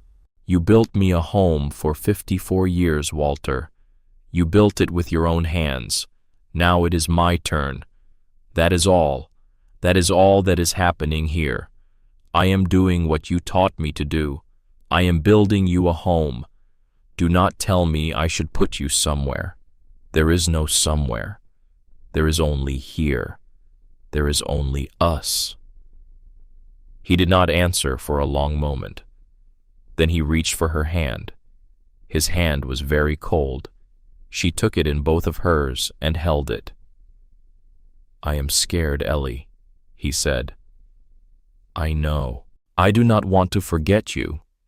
You will not forget me, Walter. I will not let you. I will be the last thing you forget. They sat there in the cold for a long time. Then she helped him to his feet, and they walked back across the field together, the slow, careful walk of 2 people who had been walking together for 54 years and were not yet finished walking. Hollis met them halfway. He did not say anything. He just took Walter's other arm, and the 3 of them walked the last quarter mile to the building together, the building that used to be a jail, the building that had been waiting. They got Walter into bed. Eleanor sat with him until he was asleep. Then she went down to the kitchen, and she sat at the long table, and she put her face in her hands. She did not cry. She did not have time to cry. She sat there for 10 minutes, and then she stood up and she put on the coffee for the morning, and she went back to bed, and she lay next to Walter until the sun came up. The next 19 days were a blur. The list on the kitchen wall got shorter. The work got faster. Hollis brought in a younger man, a 36-year-old electrician named Booker, who finished what Henry had started on the 2nd floor. Samuel finished the upstairs plumbing and added a vent fan to the bathroom on Eleanor's prompting, because she had read the inspection requirements at the courthouse 3 times, and she had highlighted that line. Roland and a 50-year-old Finnish carpenter named Pace replaced the 7 panes of window glass and reinforced the handrail on the front steps. Walter came down to the workshop most mornings. On his good mornings, he sanded furniture. On his harder mornings, he sat in the corner and watched, and Finn brought him coffee, and Finn, who turned out to have the careful, patient hands of a boy who had learned early that quietness was a kind of safety, picked up a hand plane on the 18th day and began to learn how to use it under Walter's quiet guidance. By the morning of the 28th day, every item on the lists had been crossed off. The day before the inspection, Eleanor walked the building from the front entrance to the upstairs corridor. She walked it twice. She checked every smoke detector. She tested every light switch. She turned on every faucet. She opened and closed every window. She walked the fire escape.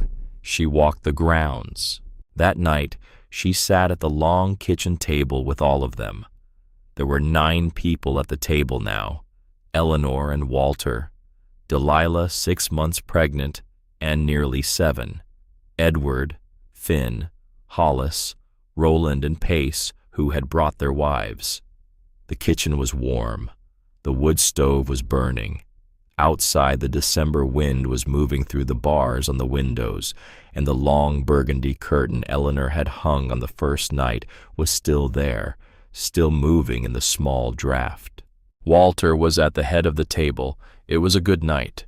He looked around the room slowly, and his eyes were clear, and he said in a voice that was the voice she had married 54 years ago, "Ellie, did I help?"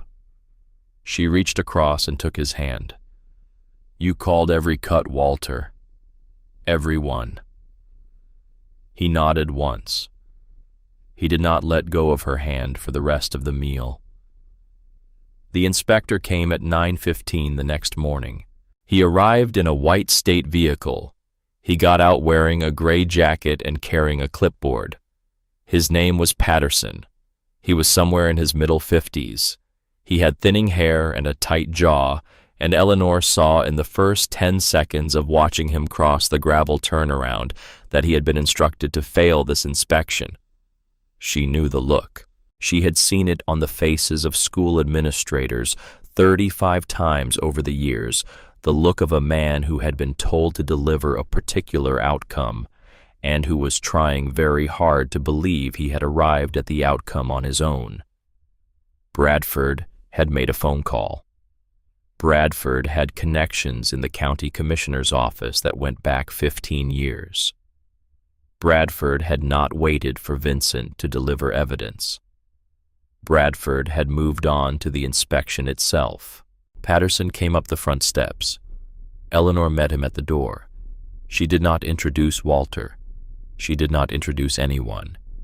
She introduced only herself. "Mr. Patterson, I am Eleanor Whitman. Thank you for coming. Please, come inside." He came inside. She walked him through the building. She did not walk him through it the way Walter would have walked him through it, carpenter to inspector, foundation up. She walked him through it the way she had walked principals through her classroom for 35 years on the days before formal evaluations. She showed him the bones, but she showed him the children too. She showed him every cell, and at every cell she stopped, and she told him about the person who slept in it. This is Edward's room. Edward worked at Tipton Savings and Loan for 42 years. He sleeps here now because his wife died, and the medical bills took the house, and he was sleeping in his car at the Methodist Church for 3 months before he came up our gravel road on foot. This is Delilah's room. Delilah is 25. She is 6 months pregnant. She came up our gravel road in a car that was running on fumes, and she has been with us since the first week, and she is part of this house now. This is Finn's room. Finn is 17. His father told him to leave because of who Finn is, and we have not asked him any further questions because we do not need to. Patterson wrote on his clipboard. He did not look up at her. He kept his eyes on the work. But Eleanor watched him, and at the 3rd cell his pen had stopped moving, and at the 5th cell His jaw had started to soften, and at the seventh cell, when she stood with him in the doorway of Finn's room and showed him the small wooden hand plane on the shelf that Finn had been learning to use, she saw Patterson's eyes for 1/2 second fill. She did not say anything about it. She walked him to the workshop. She walked him to the kitchen. She walked him to the fire escape on the second floor that Walter had designed and Hollis had welded, and that was bolted into the limestone foundation with brackets a state inspector could safely bounce on. She watched him bounce on it. She watched him write. She walked him to the small office at the back of the booking room. There at the desk where the cassette recorder had caught Vincent Pell 10 days ago, she stopped and she said, "Mr. Patterson, I have one thing to ask you before you write your report." He looked at her. "My eldest son is named Bradford Whitman. He runs a commercial real estate development company in Indianapolis. He has been making phone calls about this property for 2 years. I do not know how many calls he has made to your office. I am not going to ask. I am only going to ask you one thing." She paused. Patterson's face did not move, but his pen had stopped. "My mother was in a nursing home for the last 4 years of her life," Eleanor said. "She did not speak the last 6 months of it. She did not know my face. I sat with her every Sunday for those last 6 months, and I held her hand, and I read to her from the books she used to read to me when I was a child." She paused again. "I am only going to ask you to do what is right by this building, Mr. Patterson. Not by my son, not by his phone calls, by the building. The building does not deserve to be condemned. It has been waiting for 60 years to be a home. It is a home now. Please write the report you would write if my son had never made a single call." Patterson looked at her for a long moment. He did not answer. He went back through the building. He spent another 40 minutes in it. He did not say anything else to her until he was standing on the front steps with his clipboard against his chest and the white state vehicle waiting at the bottom of the gravel. "Mrs. Whitman," he said. "Yes, I am going to file this report as conditionally compliant. There are 3 minor items I am noting for follow-up: a vent fan on the upstairs bath, a handrail on the exterior front steps, and a carbon monoxide detector by the wood stove. I will return in 14 days for the follow-up." He paused.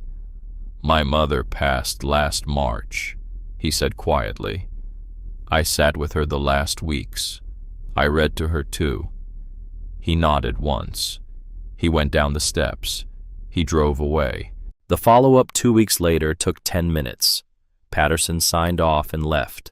The newspaper article ran the following Sunday. Eleanor had not asked for it.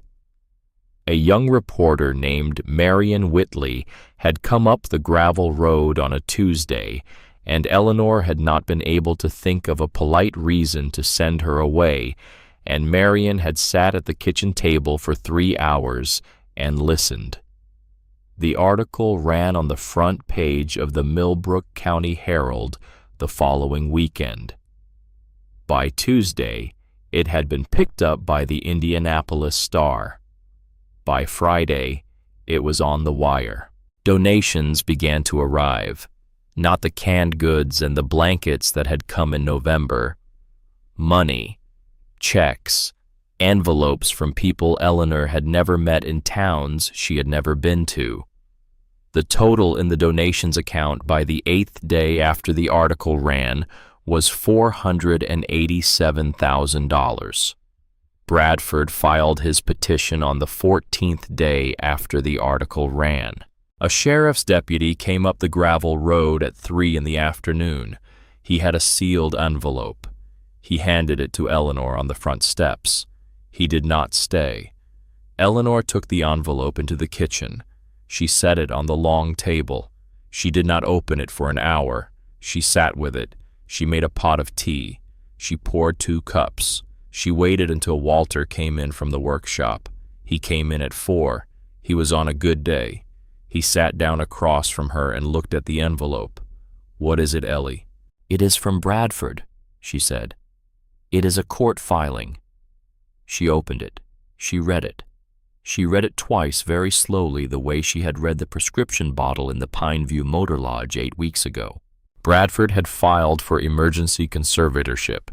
He was petitioning the Marion County Probate Court to be appointed legal guardian of both of his parents. The grounds were Walter's diagnosed cognitive impairment, which the petition cited from Walter's own medical records that Bradford had somehow obtained. The petition further alleged that Eleanor was exploiting her cognitively impaired husband by operating an unlicensed residential facility under his name as the legal property owner, and that she was misappropriating the $487,000 in public donations that had been raised in association with the property.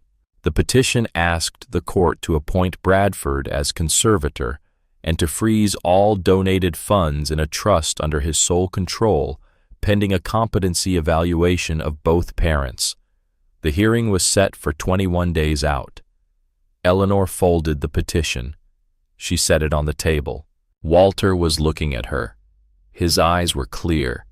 The afternoon light was coming through the kitchen window in a long slant the color of honey, and it lit the side of his face the way it had lit his face on the morning of their wedding day in 1972. "Ellie," he said. "Yes." "Are we going to fight him?" She reached across the table. She took his hand, the hand of a carpenter, the crooked left index finger that had not set right in 1981 because they had not been able to afford the time off, the calloused palm, the scarred knuckles, the hand she had held for 54 years. "Walter," she said, "we are going to fight him for both of us." He nodded once. He did not let go of her hand. Outside, the December wind was moving through the bars on the windows, and the long road from the courthouse to the gravel turnaround went on being a road, and the building that used to be a jail went on being something else, something that had a name now, and the name was home, and Bradford Edgar Whitman in his office in Indianapolis, in his black SUV in his wool overcoat, was about to find out exactly who he had underestimated.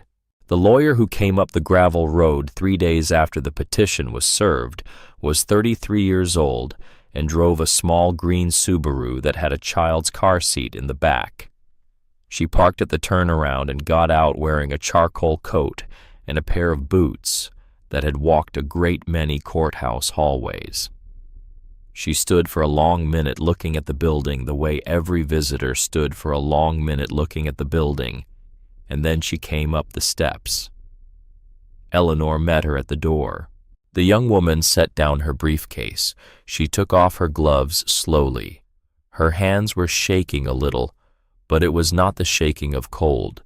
She looked at Eleanor for a long moment, and then she said in a voice that was entirely different from the voice of a lawyer addressing a client, "Mrs. Whitman, I do not know if you remember me.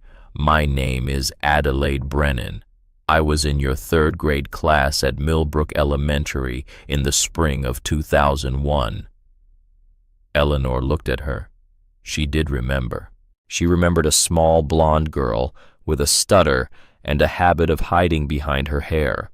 She remembered a girl whose mother had died of breast cancer the previous October, and whose father had not been able to do much about anything afterward, and who had come to school in November in clothes that did not match with hair that had not been brushed, and who had stopped speaking out loud in class for a period of 7 weeks. Eleanor remembered the day the girl had finally spoken again. It was the 2nd week of February. They had been reading aloud from Charlotte's Web, going around the room a paragraph at a time. Eleanor had skipped Adelaide for 7 weeks because she had not wanted to put pressure on the silence. But on that February afternoon when the girl beside Adelaide had finished reading, Adelaide had taken a breath, and she had picked up the book, and she had read 3 sentences out loud in a small, clear voice, and the room had stayed perfectly still until she was done, because every child in that classroom had understood what was happening. Eleanor had written a letter to Adelaide that night. She had kept a copy of it the way she had kept copies of every letter she had ever written to a child who had needed one. "I remember you, Adelaide," Eleanor said. The young woman's eyes filled. She did not let the tears go. She set her shoulders the way a girl who had grown up too fast learns to set her shoulders. "I read the article in the Indianapolis Star," she said. "I have been an attorney for 6 years. I did 3 years in family law before I moved to elder law. I have read your son's petition. It is the worst piece of legal writing I have seen in a year, and I would like to represent you. I will not be charging you a fee." Eleanor looked at her. "Why?" she said. Adelaide swallowed. She straightened. "Because I still have the letter you wrote me, Mrs. Whitman. I have it in a frame on the wall of my office. I have looked at it every day for 25 years. The letter is the reason I am a lawyer." She paused.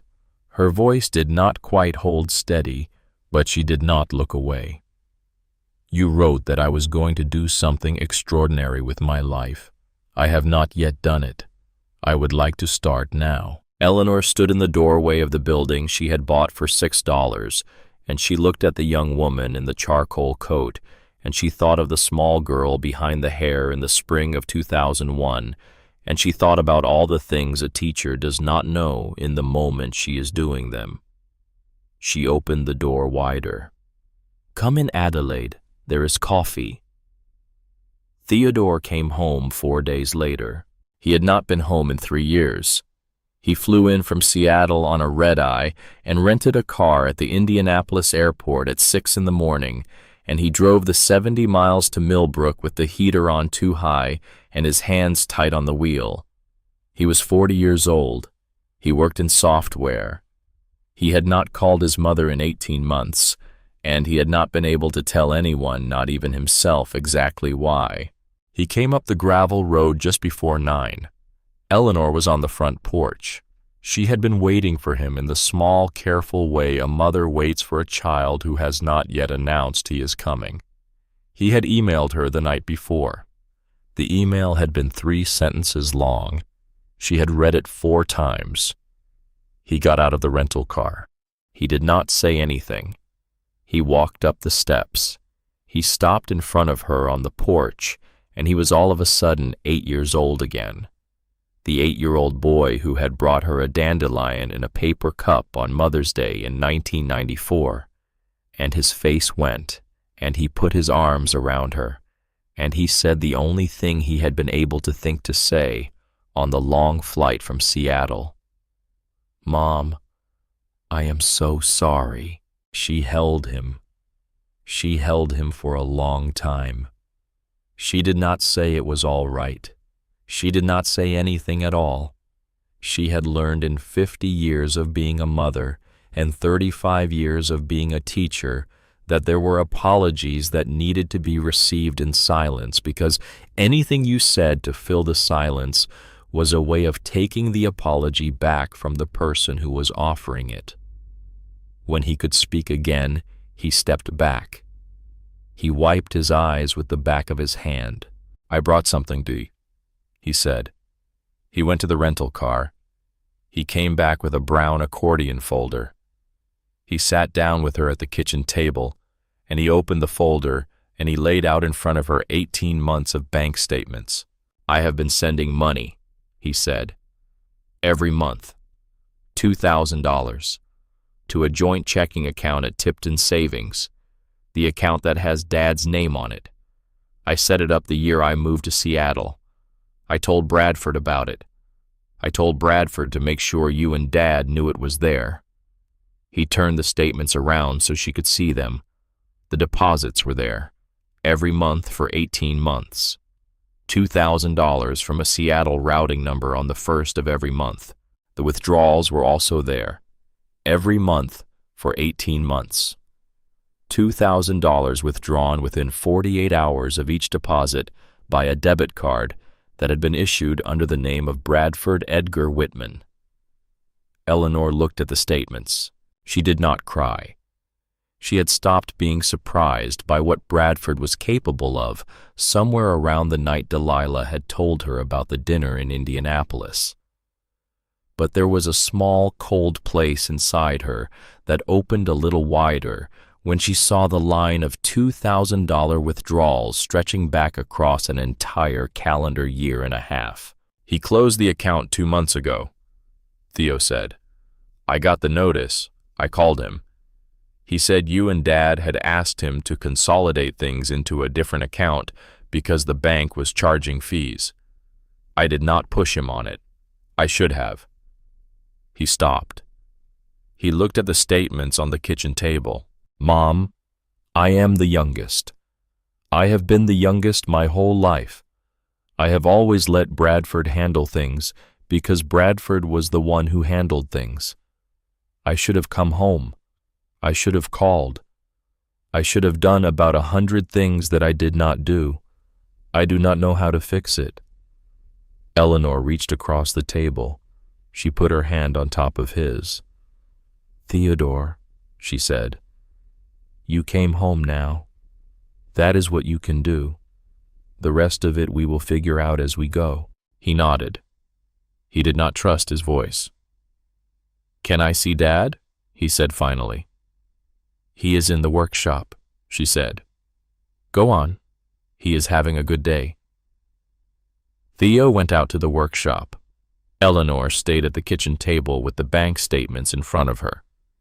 Adelaide, who had come up from the back hallway and had heard the last part of the conversation, came in and sat down across from her. Eleanor turned the bank statements toward her. "Counselor," Eleanor said, "how does this look?" Adelaide read the statements. She read them slowly. "Mrs. Whitman," she said, "this is not a misunderstanding. This is not bad family communication. This is a paper trail. If we can get the original signature card from Tipton Savings, and if the signatures on the withdrawal authorizations do not match your husband's actual signature, we are not in front of a probate judge anymore. We are in front of a prosecutor. Get the signature card." "I will." Marlene came home the day before the hearing. She came in a green Honda minivan with 2 children in the back seat, a 9-year-old boy and a 7-year-old girl. She parked at the turnaround. She sat in the van for a long time before she got out. Her son and daughter watched her from the back seat. She finally got out, and she helped them out, and she stood in the gravel holding both of their hands, and she walked up to the front steps where her mother was waiting. Eleanor came down the steps. She did not say anything yet. She knelt down slowly because her knees were getting harder for her in the cold, and she put her arms around her grandchildren and she held them. She had not held them in 3 years. The boy smelled like the same shampoo Marlene had used on him when he was a baby. The girl had grown 3 inches since the last photograph Eleanor had been sent. When Eleanor stood up, she looked at her daughter. Marlene was crying. She was crying in the way Eleanor remembered her crying when she was 11 years old and had broken a glass that had belonged to her grandmother, the long, quiet, shaking crying of a person who had been holding something inside for too long. "Mom," Marlene said, "I have something I have to give you. I have been carrying it for 34 years. She had a metal lockbox in her hands. It was an old document box, the kind that comes with a small key. The metal was scratched and dented. It looked like it had been hidden in the back of a closet for a long time. Marlene set it on the porch steps. She knelt down in front of it. The children stood quietly behind her. Marlene took a small key from her purse and she turned it in the lock and she opened the box. The box was full of paper. Eleanor knelt down beside her slowly, and she looked into the box, and her hand went very still on the edge of it. The papers in the box were letters. They were letters she recognized in handwriting. She recognized because the handwriting was her own. The letters were the carbon copies she had kept of every letter she had ever written to a struggling third grader over the course of 35 years. She had kept them in a wooden filing cabinet in the spare bedroom of the house on Barker Street, in a manila folder labeled Correspondence Students. She had checked the cabinet when they were packing for the Pine View, and the folder had not been there, and she had assumed she had moved it at some point and not remembered. It had been in this metal lockbox for 34 years.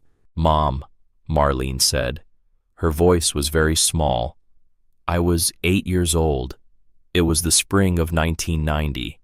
I came home from school, and I went into your room because I wanted to find my book, and the spare bedroom door was open, and the file drawer was open, and you had a stack of letters on the desk that you had been working on. I read the one on top. It was to a girl in your class named Marisol. The letter said you knew she was going to do extraordinary things in her life." Marlene stopped. She wiped her face with the back of her hand. "I was your daughter. You had never written me a letter like that. I did not understand. I was 8 years old. I was jealous. I went back the next day when you were not home, and I took the whole folder, and I put it in this box, and I hid the box in the back of the cedar closet under my bed." She paused. She looked down at the letters. "I never told you. I never gave them back. I have been carrying this box from house to house for 34 years. I told myself 100 different stories about why I was going to keep it. None of them were true. The truth was that I took something that did not belong to me, and I did not know how to give it back without telling you what I had done." Eleanor looked at her daughter. She looked at the box. She looked at the careful copies of letters she had written on weekends over 35 years on lined paper at the kitchen table on Barker Street by lamplight in the careful printing she had used on every spelling test. "Marlene," she said, "why are you giving them to me now?" Marlene took a long breath. "Because 30 days ago I read the article in the Indianapolis Star," she said. "And I sat down at my kitchen table with this box, and I opened it for the first time in 20 years, and I read every letter." She paused. "There are 47 of them, Mom. 47 children. Some of them are from the late 70s. Some of them are from last year. I sat at my kitchen table and I read every letter, and I started to cry, and I could not stop crying for 2 days." She wiped her face again. "On the third day, I started looking them up, the names. I started searching for them on the internet, and I started calling around to old phone numbers, and I started writing emails to school district offices in Millbrook County. It took me 3 weeks. I have been doing nothing else." She looked up at Eleanor. "All 47 of them are alive, Mom. Every one of them. I found them all. I sent them a copy of the letter you wrote them, and I told them what was happening, and I told them about the hearing tomorrow." Her voice broke. "They are coming, Mom. All 47 of them. They are coming to court tomorrow. They are coming for you." Eleanor did not say anything for a long time. She looked at the box. She looked at her daughter. She looked at her grandchildren standing on the gravel in the cold, the boy with his hand on his sister's shoulder in the way an older brother stands. She picked up the lockbox slowly. She held it in her lap for a moment, the weight of 35 years of careful, patient teaching come home in a metal box. "Marlene," she said quietly, "bring the children inside. There is supper." The hearing was at 10 the next morning. The Marion County Probate Court was a marble building in downtown Indianapolis. Adelaide had filed their response 3 days earlier. She had served Bradford's attorney with the bank statements Theo had brought from Seattle and with the signature card from Tipton's Savings, which had been obtained the previous afternoon and which showed clearly that the signatures on the withdrawal authorizations on Walter's account for the last 18 months had not been Walter's signatures at all. Bradford's attorney had not yet responded. Eleanor and Walter arrived at the courthouse at 9:15. They came in Roland's old pickup. Hollis drove. Adelaide met them on the steps. Walter was wearing the navy suit he had been married in 54 years ago, which Eleanor had pressed and laid out the night before. The suit was a little large on him now. He had lost weight, but he stood up straight in it on the steps of the courthouse, and his eyes were clear, and Eleanor watched him and thought, "This is a good morning, please let it last until afternoon." They went inside. The courtroom was on the 3rd floor. It was an old room with high ceilings and dark wood. The judge's bench was at the far end. The petitioner's table was on the right. The respondent's table was on the left. There were maybe 40 seats for the public in long wooden pews like a church. Bradford was already at the petitioner's table. He was wearing a charcoal suit. He had 2 attorneys with him, one of them older, one of them younger, both of them wearing suits that cost more than the table they were sitting at. Bradford did not turn around when his parents came in. He kept his eyes on his papers. Eleanor and Walter took their seats at the respondent's table. Adelaide opened her briefcase. She laid out 3 folders. She did not look at Bradford. The bailiff called the court to order. The judge was a woman in her early 60s named Morgan. She had a steady face and a quiet voice, and Eleanor had asked Adelaide about her the day before, and Adelaide had said only she will listen. The hearing began. Bradford's lead attorney spoke first. He spoke for nearly an hour. He laid out the case for conservatorship the way a man lays out a deal at a dinner meeting. He cited Walter's medical records. He cited the $487,000 in donations. He cited the unlicensed nature of the residential operation. He cited a paragraph from the Indianapolis Star article in which Eleanor had said in her own words that she had no plan and was figuring it out as she went. He said the words mild cognitive impairment 17 times. He said the word elderly 9 times. He did not say his client's name was Bradford until 40 minutes in. When he finished, he sat down. Bradford did not look up. Adelaide stood. She did not have notes. She walked to the front of the room with her hands at her sides, and she stood for a moment looking at the judge, and then she said, "Your Honor, the petitioner has made the case that my clients are unable to make decisions for themselves. We are going to make a different case. We are going to call witnesses."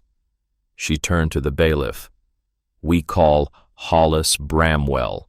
Hollis stood up from the 3rd row. He came forward. He took the oath. He sat down in the witness chair. He told the court he was 75 years old, retired from the Millbrook Volunteer Fire Department, and that he had known Eleanor Whitman since the spring of 1982 when his 8-year-old son Daniel had been in her 3rd grade class. Adelaide asked him only one question. "Mr. Bramwell, when your son died in 1985, what did Mrs. Whitman do?" Hollis looked at Eleanor across the courtroom. He held her eyes for a long moment. "She came to the hospital," he said. His voice was rough. "She left her grocery cart in the aisle at the IGA when she got the news, and she drove straight there. She sat in the waiting room with my wife and me for 6 hours. She held my wife's hand when the doctor came out. She came back to the hospital every day for a week. She came to the funeral. And the spring after Daniel died, when my wife could not get out of bed in the mornings, Mrs. Whitman drove to our house every Saturday for 7 months and made breakfast in our kitchen and sat with my wife until she could eat. Hollis paused. Mrs. Whitman never asked us for anything. Not in 1985. Not since. He looked at the judge. I am here today because she did not need to do any of that. She did it because she was the kind of woman who did it. My son was 11 years old when he died. He had been in her classroom for 6 weeks. She acted like he was hers. The courtroom was very quiet. Adelaide sat down. Bradford's attorney waved off cross-examination. Hollis stepped down. Adelaide stood again. We call Edward Halloway. Edward came forward. He took the oath. He sat in the witness chair. He testified about his arrival at the jail in early December, about Eleanor's care of him, about the room she had given him, about the fact that he had been sleeping in his car for 3 months before he came up the gravel road, and that he was not sleeping in his car anymore. Adelaide called Delilah next. Delilah came forward in a blue maternity dress. She testified about the night her car had died on Hadley Road.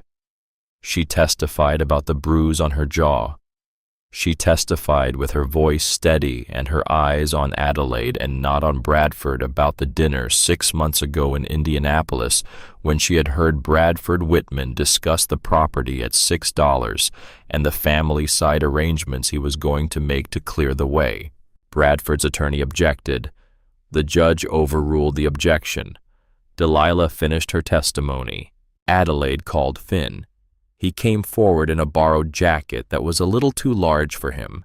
He testified that he was 17, that he had been put out of his father's house 3 months ago, and that he had been told by Mrs. Whitman on the morning he came up the gravel road that he was welcome in the building, and that no further questions would be asked of him. He testified that Mr. Whitman had been teaching him to use a hand plane, and that this was the first thing anyone had taught him to do that he had felt proud of since his father's house. Adelaide called Theo. Theo testified about the Tipton savings account. The bank statements were entered into evidence. The signature card was entered into evidence. The handwriting analyst Adelaide had retained a woman from the Indiana State Police lab who was sitting in the second row was identified for the record. Bradford's attorneys conferred quietly at their table. Bradford did not look up. Adelaide turned to the judge. Your Honor, we have one more witness before we call my clients. With the court's permission. The judge nodded. Adelaide turned to face the rear of the courtroom. Will the friends of Eleanor Whitman please rise? For a moment, nothing happened. Then in the back of the courtroom, a man stood up. He was in his early 50s in a suit. He stood quietly, his hands at his sides. Beside him, a woman stood. She was in her late 40s in a plain dark coat. Behind them, 2 more people stood, then 4, then 6. Eleanor turned in her seat.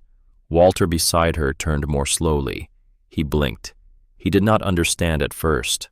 The pews behind them were filling, not just the back 2 pews where she and Adelaide had assumed Marlene's people would sit. The middle pews, the front pews. People were standing in the side aisles. A man was standing against the back wall. A woman in a wheelchair had been pushed up to the side. There were not 47 seats in the courtroom. There were fewer than that. There were people standing because there were not enough seats. Eleanor counted. Her hand was on Walter's arm.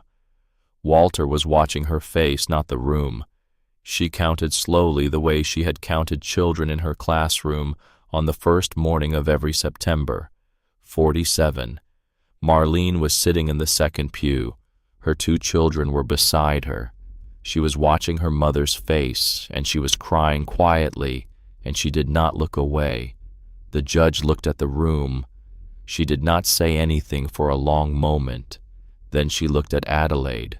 Counselor, will your witnesses please identify themselves for the record?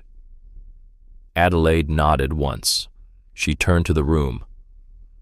Will each of you please state your name and the year you were in Mrs. Whitman's third-grade class? Briefly, one sentence.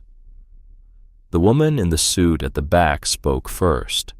She had a steady, clear voice. She did not move from her place in the aisle.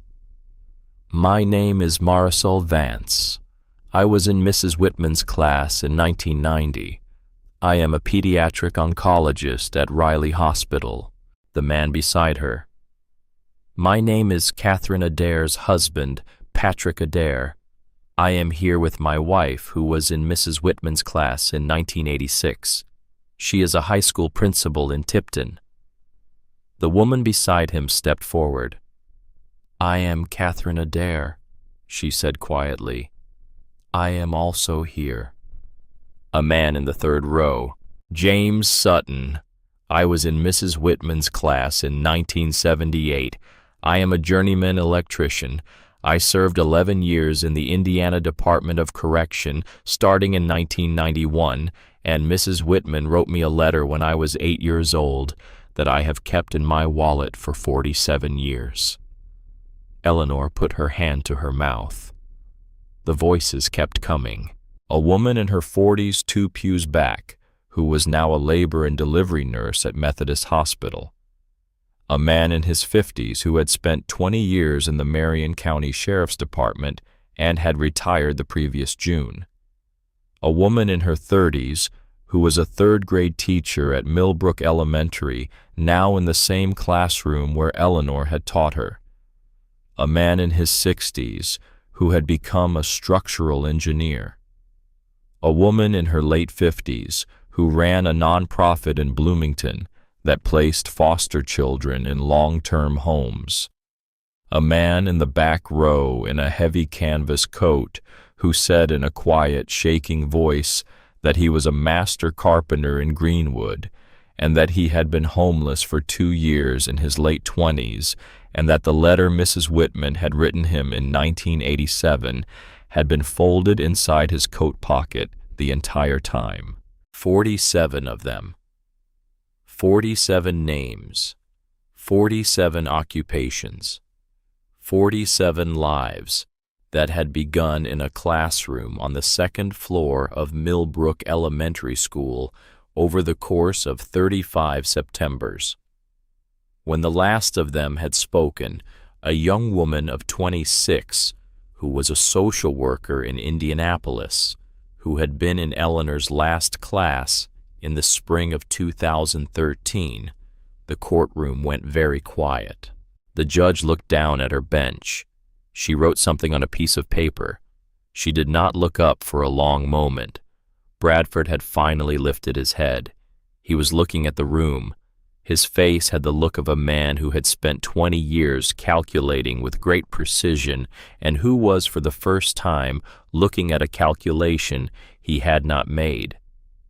Adelaide turned to the bench. Your Honor, we call Walter Whitman. Walter stood up. Eleanor put her hand on his arm. She had not been sure he would be able to do this. They had talked about it the night before. Adelaide had said it did not have to happen. There were affidavits. There were doctor's letters. There were ways to make the case without putting Walter on the stand. Walter had said quietly at the kitchen table the night before, I will know if it is a good morning, Ellie. If it is a good morning, I am going to speak. It was a good morning. He walked to the witness chair slowly. He took the oath. He sat. He looked at the judge. He looked at Eleanor. He took a breath. My name is Walter Whitman, he said. I am 76 years old. I was a carpenter for 42 years in Millbrook County, Indiana. I have been married to Eleanor Whitman for 54 years. I have been diagnosed with mild cognitive impairment. My doctor tells me it will become worse. He is right. It is becoming worse. The courtroom was perfectly still. I knew this before my wife knew it, Walter said. I hid it from her for 6 months. I was wrong to do that. I was afraid. I was afraid of being a burden. I was afraid that the woman I had spent 54 years building a life with was going to look at me one day and see only the disease. I was wrong to be afraid of that. My wife has never once looked at me and seen only the disease. My wife has only ever looked at me and seen me. He paused. He looked at Bradford. Bradford did not look back. My eldest son has filed a petition saying that my wife is exploiting me, Walter said. I would like to address that. My wife is not exploiting me. My wife is the reason I am still in this world. She has built a home for me. She has built a home for the people who have come to our door. She has done it because she is the woman I married, and the woman I married does not know how to do anything else. If you take her away from me, you will not be saving me from her. You will be killing me. I want the court to understand that. You will be killing me. He looked back at the judge. My son is wrong, Your Honor. I know my own mind well enough to know that. Some days I do not know what year it is. I know who my wife is. That has not changed. That will not change. I would like the court to dismiss this petition. The judge looked at him for a long moment. Mr. Whitman, she said gently, thank you. Walter stepped down. He walked back to the respondent's table. He sat down beside Eleanor. He took her hand. His hand was warm. He did not let go. Adelaide stood one more time. We call Eleanor Whitman. Eleanor stood up. She had thought about what she would say for many hours over the past 3 weeks. She had written drafts on the back of grocery bags at the kitchen table. She had thrown them all away. In the end, she had decided she would say what came to her in the moment. She walked to the witness chair. She took the oath. She sat. She looked out at the room. She looked at the 47 faces in the pews. She looked at her daughter Marlene in the second row, holding her son's hand. She looked at Theo in the third row, his face wet. She looked at Bradford at the petitioner's table, who was still not looking up. She looked at Walter beside Adelaide, who was looking at her with an expression she had seen on his face 54 years ago at the front of a small church in Tipton County. She took a breath. Your Honor, she said, I did not build the house on Hadley Road. 35 years ago I planted seeds in a classroom. I did not know what would grow from any of them. I did not write those letters because I thought any of those children would ever come back to find me. I wrote them because that was the work. Now they have come back. They have come back to build the house with me. That is all that has happened here. That is all that is happening today. She paused. My son is in this room. He is my son. He will be my son until I am in the ground. I will not say a word against him in this court. The court has the bank statements. The court has the signature card. The court has what it needs. She paused again. Her voice did not break. She had not allowed it to break. I would like the court to understand one thing. If you grant my son's petition, if you appoint him conservator of my husband and of me, I will not be silent. I will not be moved off my land. I will not be moved off my building. I will not be moved off my husband's bedside. The 47 people in this room will not allow me to be moved. The town of Millbrook will not allow me to be moved. You will need to send the state police up that gravel road, Your Honor. I am asking you with respect not to make us go through that. She looked at the judge. Thank you for your time. That is all I have. She stepped down. She walked back to the respondent's table. Walter stood up as she approached, and he held her chair for her, and he sat down beside her, and he took her hand again, and the courtroom was very quiet. The judge looked at the room. She looked at Bradford. Bradford had not lifted his head in 20 minutes. The judge wrote on her bench for nearly 2 minutes. She read what she had written. She set down her pen. In the matter of the petition for emergency conservatorship filed by Bradford Edgar Whitman regarding Walter Edward Whitman and Eleanor Wendell Whitman, the court finds the following. She read clearly. She did not raise her voice. The petitioner has failed to demonstrate that either of the respondents lacks capacity to manage their own affairs. The respondents have offered in this hearing more cogent and dignified testimony regarding their circumstances than the petitioner has offered through counsel. The respondents are clearly competent to manage their own affairs and to direct the use of charitable funds raised in connection with their property. She paused. Further, the court has been provided by counsel for the respondents with banking records and a signature analysis indicating the systematic, unauthorized withdrawal of funds from a joint account belonging to Mr. Whitman over a period of 18 months by means of debit card transactions executed in the petitioner's name. The court has no jurisdiction to rule on these matters in this proceeding.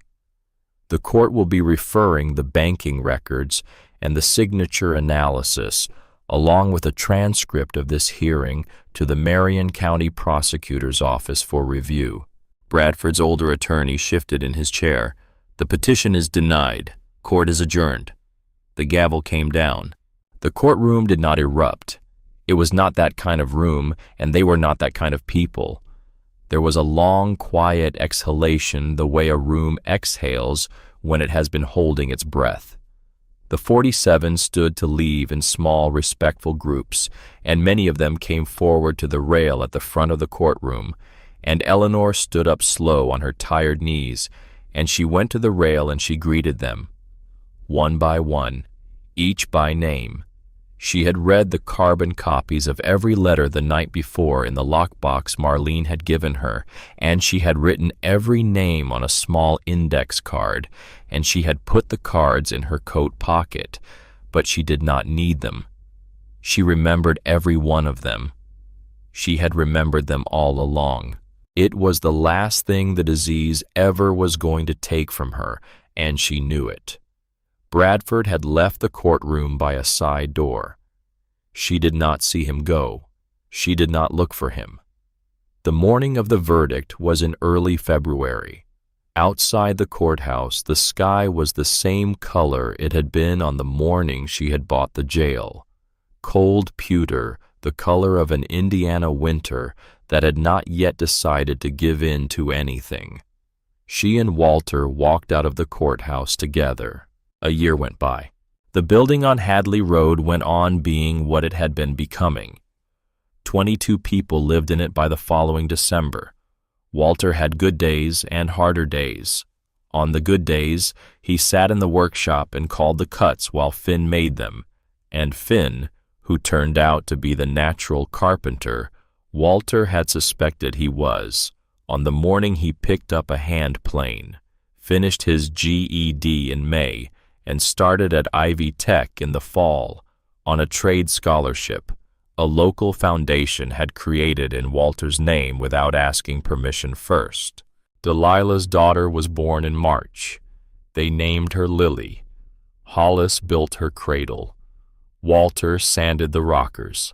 Delilah began night classes that summer to become a nurse, and Eleanor watched the baby in the afternoons in the kitchen, and the baby's first word in October was a small, clear, unmistakable "Papa," and she said it to Walter, who was sitting at the kitchen table, and Walter looked up, and his eyes filled, and he held the baby on his lap for a long time, and Eleanor did not interrupt them. Edward died in his sleep in June. He was 82. He died in his cell in the bed Walter had built for him, with the small bookshelf above his head and the curtain Eleanor had hung across the window. They buried him in the Methodist cemetery, half a mile across the field in a plot Hollis had purchased without telling Eleanor, next to Hollis's own plot, and next to Hollis's wife's plot, and next to Daniel Bramwell's small headstone that read 1973 to 1985. The whole household went to the burial, 41 of them by then, including the baby. Pastor Whitfield read the service. Walter stood beside Eleanor, holding her hand on a good morning. Hollis read a passage from the book of Ecclesiastes. He cried at the end of it. He did not apologize for crying.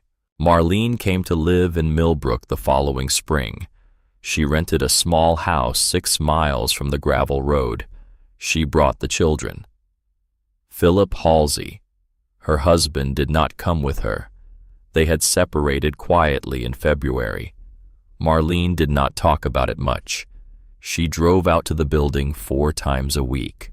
Her children began to call Walter Pa and Eleanor Mama, the way Lily called them, and Eleanor allowed it because she had decided she had earned it. Theo flew in 4 times a year from Seattle. He was learning slowly how to be the youngest in a different way. Bradford did not come back. Bradford lost his real estate license in April by the action of the Indiana Real Estate Commission on findings of fraud unrelated to the Hadley Road matter, which had ramified outward when the Marion County prosecutor began to look at his files. His wife filed for divorce in May. His firm dissolved in August. Eleanor heard about each of these things by way of the local papers, which a friend of Adelaide's clipped and sent. She read each clipping once. She did not save them. Then in October an envelope came. It was addressed to her in her son's handwriting. It had a return address in Lafayette where Bradford had moved. There was no phone number on the return address. Eleanor took the envelope. She walked out to the back porch. She sat down in her rocking chair. The porch was the porch Walter had built that summer, wrapping around the side of the building toward the garden. The afternoon light was coming through the bars on the windows of the first floor and through the morning glory vines that had climbed the bars all summer and were now drying down in the cool October light. She opened the envelope. The letter was 4 pages. It was handwritten. The handwriting was unsteady in places, the handwriting of a man who had been writing slowly because he was choosing every word. She read it. She did not know when she finished it whether what was in it was true. She did not know whether Bradford had written it because he meant it, or because he had finally understood that there was nothing left for him to take. She would not know ever with certainty. Some things you do not get to know. She read the letter twice. Then she folded it carefully along its creases. She slid it back into the envelope. She got up from the rocking chair. She walked through the kitchen and down the back hallway to the small office at the back of the booking room. She opened the bottom drawer of the desk. Marlene's metal lockbox was there. The lockbox that had held the 47 letters. Eleanor had kept it because Marlene had asked her to keep it. The box was empty now. It had been empty for a year. She placed Bradford's letter inside. She closed the box. She closed the drawer. She went back out to the porch.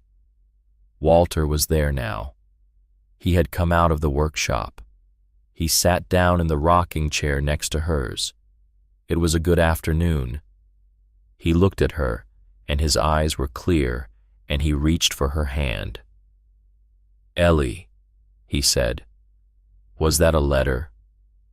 "Yes." "From Bradford?" "Yes." "What did he say?" She thought about it for a moment. She watched the light through the morning glories. "He said he was sorry, Walter." Walter nodded slowly. "Are you going to write him back?" "Not today. Someday. Maybe someday." He nodded again. He did not press. He had never pressed. He held her hand. The wind moved through the dry vines on the bars. A car appeared at the end of the gravel road. It was a small Toyota 20 years old with a dent in the front fender. It came up the gravel slowly, carefully, the way a car comes up a road its driver has not driven before. It stopped at the turnaround. The doors opened. An old man and an old woman got out. He was perhaps 70 in a heavy coat. She was a few years younger with a small suitcase in one hand and her husband's elbow in the other. They stood at the bottom of the steps and looked up at the building. The old man's face had the expression Eleanor had once seen in her own husband's face on a November morning a long time ago. The expression of a man who is trying to figure out how he ended up here. Eleanor stood up from the rocker. Walter stood up beside her. He did not let go of her hand. She walked to the front steps with him. The old woman spoke first. Her voice was small. "We were going to be staying with our son in Indianapolis," she said. "But when we got there yesterday, the locks had been changed. He won't answer the phone. The pastor at the Methodist church told us about you." Eleanor looked at the old man. The old man's face had not moved. His eyes were on the doorway behind her, the doorway with the long brass school bell, the doorway with the small hand-painted sign over the lintel that read in Eleanor's careful printing, "All welcome." Walter stepped forward. He let go of Eleanor's hand. He went down the steps slowly. He took the suitcase from the old woman. He looked at the old man and he held out his hand. "I am Walter Whitman," he said. His voice was steady. "It was a good afternoon. It was a very good afternoon. This is my wife Eleanor. Come inside. There is coffee." He led them up the steps. Eleanor stood at the top of the steps on the porch of the building she had bought for $6 on the morning of the worst day of her life, and she watched her husband help two old strangers into the home she had built, and she thought about a lot of things. She thought about Cordelia Hartwell behind the records counter on the second floor of the courthouse, sliding a yellowed envelope across at her on the day she paid her $6. She thought about a small, quiet boy with a stutter who had loved books in 1978. She thought about a metal lockbox in the back of a cedar closet for 34 years. She thought about Walter on a low stone wall in a Methodist cemetery in the middle of the night asking her why she was not putting him somewhere, and herself answering, "You built me a home, Walter. Now it is my turn." She thought about the 47 of them rising in a courtroom in Indianapolis. She thought about her own mother, who had taught second grade for 31 years in Tipton County, and who had said to her on the porch of the Lafayette House in 1977, when Eleanor was 24 and pregnant with Bradford, and afraid you do not know what you are planting, child, you just plant it. She watched her husband disappear into the corridor with the old man's suitcase in his hand. She turned and looked at the porch. The wedding photograph from 1972 was on the small shelf by the door where she had set it that morning, the way she set it out every morning. Walter in the borrowed suit, herself in her mother's dress, the two of them grinning like they had already won. She looked at the photograph for a long moment. Then she picked it up. She held it in both hands. "We were right about the only thing that mattered, Walter," she said quietly to the empty porch, to the morning glories on the bars, to the long gravel road that ran a mile back to the county highway and on into the rest of the world. She put the photograph back on the shelf. She walked into the building. The door behind her stayed open. It always was.